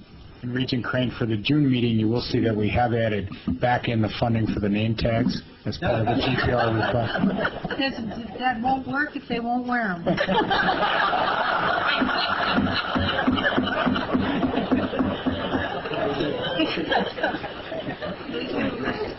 Could we just have Chancellor Wells interrupt you for the moment? My name tag on. I do have my name tag on, Jimmy. So you will see a good example of a campus that gave multiple initiatives in, and I'm going to show that in the business and finance and how it got cut a little bit and prioritized. So at least you'll get a feel of how the system staff did some whittling, I guess they call it. So. I think Regent Loftus has a follow-up. Sure. How did I lose the floor? You lost the floor. I'm sorry. Let him just finish this question, and he's closer to me. He might do something. I understand. Frida, on the veterans remission, that's a remission of 100% of tuition. That number assumes, yes. Yeah. So your tuition increase number for our initiatives of 1.5% or whatever it is includes no increase in tuition to fund that. You're assuming the legislature gives the full tuition amount. That is the assumption at this point. But as with any biennial budget, we submit the request the way that you would like to see it submitted, and generally based on those historical splits that I talked about. During the process, the governor, the legislature, whoever, can change the funding. But the way we submit it is that there is nothing there assumed for tuition. Let's say they didn't fund it. My rough calculation is that's another 2% increase in tuition? No, that would be 1.2 or so percent, because assuming the $6 million generated. Okay, so if they did not fund that mandated program, it would mean an increase of another 1.2%. It could mean that, yes, and that would depend, of course, on what the board decided to do. Can you tell us how many students are covered under the veteran tuition? I think it was slightly more than 400 this time, was it? 1,500, sorry. 1,500 a semester. Currently. And that's expected to grow to? Well, not only is the number expected to grow, because this was the first year of the program, there are some people who are still at active duty who will be returning. There are some family members who might decide that they want to do this next year. So the number we do expect... It expanded the criteria, too. And yes, but it also expanded how much funding would be remitted, because currently for veterans, the baseline is 50% of tuition and fees would be remitted, and in 2007 that is going to increase to 100%. But these are not all veterans going to the University of Wisconsin system. These are only the veterans that fit the definition under the state law, correct? These are the veterans who are attending our institutions at this point. But are they all veterans that get this tuition remission? The definition is very specific, I think, about who gets it. If you are a veteran who enrolled in the state of Wisconsin, you know, those kinds of criteria. So not all veterans get it, but a large number of them would. There's an issue on being a veteran living in Illinois, coming here and then taking up residence, and then they expanded it to disability and death. Then they expanded the amount. We talked to the legislative leadership, and while they're very sympathetic, they realize it's an unfunded mandate. There was no money in the cupboard. And then we requested recently, we were going to request, to use some of the other funds, but those funds aren't there either. So it is a problem. Have we funded this program? We haven't. It's just a remission. Currently, it has not been funded. There was a request submitted for the state to provide resources to cover the cost of the remissions. Since there was no money available at this point in time, they delayed, I believe, consideration of that till later in the fiscal year to see what money might be available. Okay, not how we funded. How do we pay paid for? We eat it. Okay. I'm sorry, Regent Crane. I just wanted to talk about a little about the teacher education and the nursing initiatives. The teacher education one seems closely associated with our diversity priority in many ways, and I'm wondering if the nursing initiative has aspects of that as well, whether it will have any emphasis on seeking to bring students into that kind of training. Yeah. I think the point is that things are still to be shaped. You've given a strong signal from the earlier discussion that you see diversity is so important. I think we're hearing that for that kind of initiative, as well as the others, that you would expect that there would be a profound emphasis. It probably hasn't at this point been as articulated as is the one on teacher education. That seems appropriate to me. Thank you, President Wong. Regent Axtell, I'm losing respect here, I can see. Regent Axtell, please. This comes in the category of something that's not on the list, and I know you've probably got many others over on the side, because this starts out as a wish list, and I know it always gets cut back. I'd like to put in a plug for study abroad. For these reasons. It's been proven that the quickest way to globalize the mind of young people is to have them participate in study abroad, whether it's for 3 weeks or 6 weeks. I think Regent Burmaster will agree with me. A weekend in Cancun does not count. But it's been proven that this is the quickest way to do it. And 10 years ago, just 10 years ago, Governor Thompson put in, I think, $1 million for study abroad, and this has produced results. The figures around the system is that in 1997, 2% of the students in the system participated in study abroad. It's now up to 10%. In addition to that, there's more momentum on each campus. I think the chancellors will back me up on this, that there's more interest, more participation, and it's just such an effective way to get a job done. The other reason for the need is that it is one of the 18 benchmarks in our whole accountability program, and it is one of those that we are not achieving. We're falling way behind our goal. Now, I think the goal was set too high. That was Jay Smith, who set 25%. I always thought 15 would be a reasonable goal by the year 2010. That was Jay. Yeah. So I would humbly suggest that we consider something to go into study abroad. It is the rewards are terrific. The return on investment is terrific. Now, maybe we could put a new twist on it just to make it more attractive to the legislature. Let's say we ask for another $1 million, but it must be matched at each campus locally, either through a local foundation or through local businesses. So you get double the money for what you're investing. So I'd like to see us have a little creativity, but give a little stimulation to a program that we know is important and successful. We'll ask the staff to come back with a proposal for you. Thank you. Are you going to be reachable after tomorrow? When I wake up Saturday morning, I'm done.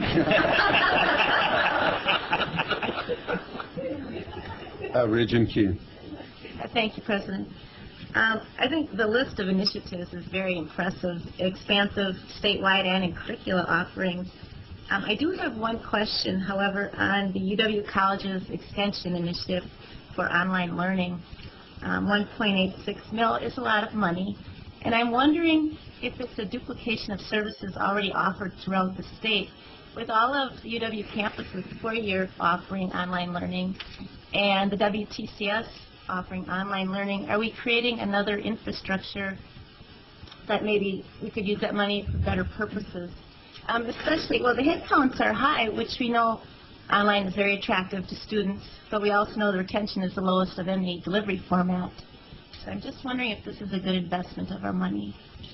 We have the new, and I should have introduced him earlier, the brand new Chancellor of UW Colleges and Extension joining us, who started work on Monday, David Wilson, and I know that he's got some colleagues who've been working on the Adult Student Initiative with them, so maybe they could respond with you, David. Yeah, thank you. Actually, UW Colleges has an impressive history of reaching hard-to-reach students, reaching students who normally would not have access to a college experience. And we place this emphasis real high on our agenda in light of the UW growth agenda. We do have two people here, Margaret Cleek and Lee Zaborowski, who will work assiduously on this, and so I'm going to ask them to address it in greater detail.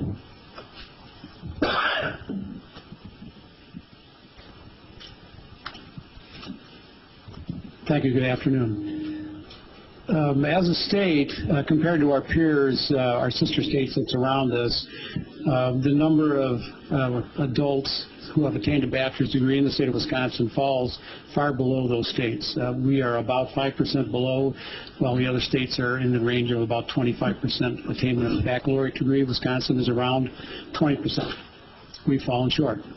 The number of non-traditional adult students over the last decade who have attended the University of Wisconsin system to earn a bachelor's degree has declined year by year. We've fallen short. We have a long way to go.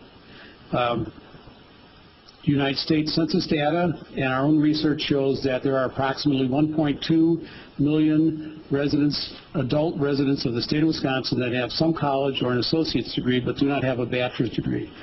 There's a very large population of people in the state that have a need to complete a bachelor's degree. We are not proposing here to create new degree programs. We're proposing here to draw on the existing degree programs of the institutions in the system that already offer a bachelor's degree to convert those traditionally structured on-campus degree programs into highly accessible, electronically rich, distance-delivered programs that would be accessible to any one of those 1.2 million adults that live in the state of Wisconsin.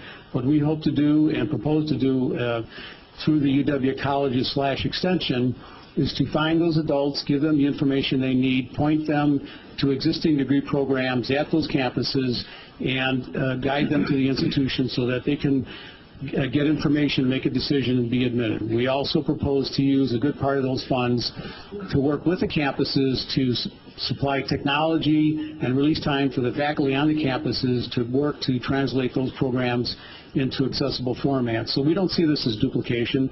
We see this as reaching out. We see this as enhancing what we already do, and we see this as meeting a market demand that has been unmet. Of those 1.2 million folks, at any one point in time, those people tell us that roughly 60,000 of them that are not currently enrolled are very interested in earning a degree. We think if we can find 2,000 or 3,000 of those 60,000 folks, that's going to make a major step forward for us. I just want to add one thing, and that is it is not true that the retention rates for online programs are worse. In the UW College, our retention rates for our online program are exactly the same as for our in-class programs, and we've designed them to be that way. In the sense of being very careful of how we present the online information, who takes the online classes, and so on. We have grown by leaps and bounds in the online program, and we are at approximately 1,200 students right now online, a number of them degree seeking. I don't think that this replicates what we already do across the state, because we are reaching students in many cases who have told us that if it weren't for the online courses, they would not attend at all. They're either place-bound or the program is not readily available to them. We know that these students are there because places like University of Phoenix are accessing them left and right, right out from under us. So I think that what we're doing is expanding what we do to reach the Wisconsin population who is also most likely to stay in Wisconsin after they get their degree. Thank you. Thank you. Two more questions. So I would guess first would be what is the retention rate? And second is what degrees are people completing? Just a general for, what is the type of degree? Certainly not every degree offered. Well, the retention number that comes to my mind most quickly is, for example, UW Learning Innovations, which is a resource of the UW system, has worked with campuses across the system to produce roughly 25% of all of the online classes in the UW system. Our retention, our completion rate in those classes is 98%. 98%. Secondly, the demand The easiest way to find out the demand is go to the University of Phoenix website. Oh, yeah, I'm familiar with it. Very familiar, yeah. If you look at the Phoenix website, generally it's a wide range of business-related programs, and guess what? Teacher education and healthcare. Plus, there are some specialized areas. For example, let's take criminal justice. As an example, we've just started working with Platteville to put their criminal justice upper division courses online. That's our first cycle of programs, as one example. So there are some very niche areas that we want to address. So those are three that you'd be working on then? In the beginning, what we've done is we've asked campuses to bring forward what they feel they would like to bring forward. I think as time goes on, we have to start saying, what is it that the adults want? We would like to put an emphasis in what the demand side is, and then ask the campuses to see if they can match up with that demand. Thank you. Any other questions? I have one last question. Green Bay, for instance, we heard the presentation. It's a 2-year, well, I'm looking at the numbers, but if it's a success, don't we have an embedded issue? Because if it's a success, it's going to grow, and if it's going to grow, it's going to need more money. So, That is correct. They have a free biennial plan, where they would request new funding each biennia to add to the growth that they would be able to provide to the community. And at the end of the 3 biennia, they would have sufficient resources to grow the campus by 2,000 headcount students. I guess what I'm suggesting, maybe when we're not going to do it today, but going forward, we ought to have a good understanding of what the total cost is, because once we start something, it's harder to turn back on. Yes, well, I think as we go forward after today, it'd be helpful if Kevin and the others would bring forward. We talked about them earlier, but we haven't talked about them the last half an hour about some of the options we have. Are we going to present this as a full package? Are we going to separate them out? We'll do that going forward. Yeah. What is the criteria? It's a ranking. It's a lot of thorny questions there, but I need some of your guidance. And those are the thorny questions, Regent Smith, we hope you will answer between now and the June meeting. No, I'm serious. I mean, these are the questions. We're looking for your reaction. I understand. So we can shape the next step. We need some alternatives. Regent Pruitt. I was just going to add, following on Regent Axtell's lead here in terms of, I mean, one of the things one of the real challenges that I've heard a lot about in the last 2 or 3 years is the issue of academic advising. And, you know, we heard in Chancellor Santiago and UW Milwaukee, I think a year ago, we heard about the extraordinary growth of particularly the last 3 or 4 years in the ratio between advisors and advisees. And I think reaching out and looking for new initiatives within, sort of on the quality basis from the campuses, if there were things that could surface, I think that is one of our challenges going forward. So, thank you, Regent Lofton. And just for the last comment. President Riley, I would request that in the future budget documents that it be made clear how we're responding to the Legislative Audit Bureau audit on staff in this budget. Just so the regents can understand how the administration has responded to that audit in a budgetary sense. And the second, just could I clarify? You mean how many positions would be requested attached to the various budget initiatives? Well, the audit, how should I conceptualize it? It's a dispute between the Legislative Audit Bureau and the university as far as classification and numbers of administrators. Right now, we're just going through initiatives, and I think it's a good idea to have the administrative. But we only get one more kick at this. No, we have a whole month in which we will meet one-on-one with the staff, and then we have 2 more meetings. All right. The second thing is, when will we receive budget documents, and will we receive a line item budget? The line item budget that would be submitted to the Department of Administration, you would receive some of the information for that at the August meeting, but the full packet of that gets mailed in September.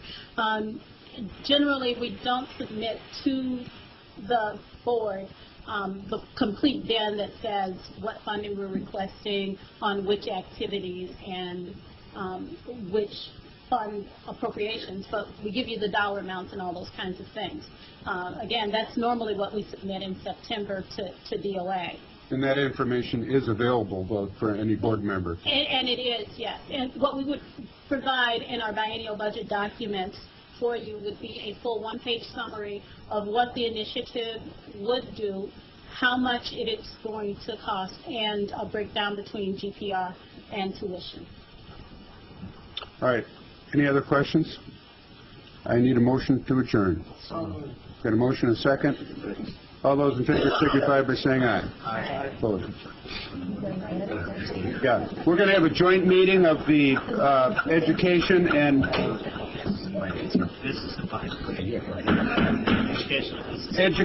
Business Finance will stay in this room. And then is Finance going upstairs? Physical planning to the 15th floor. Yeah, we know.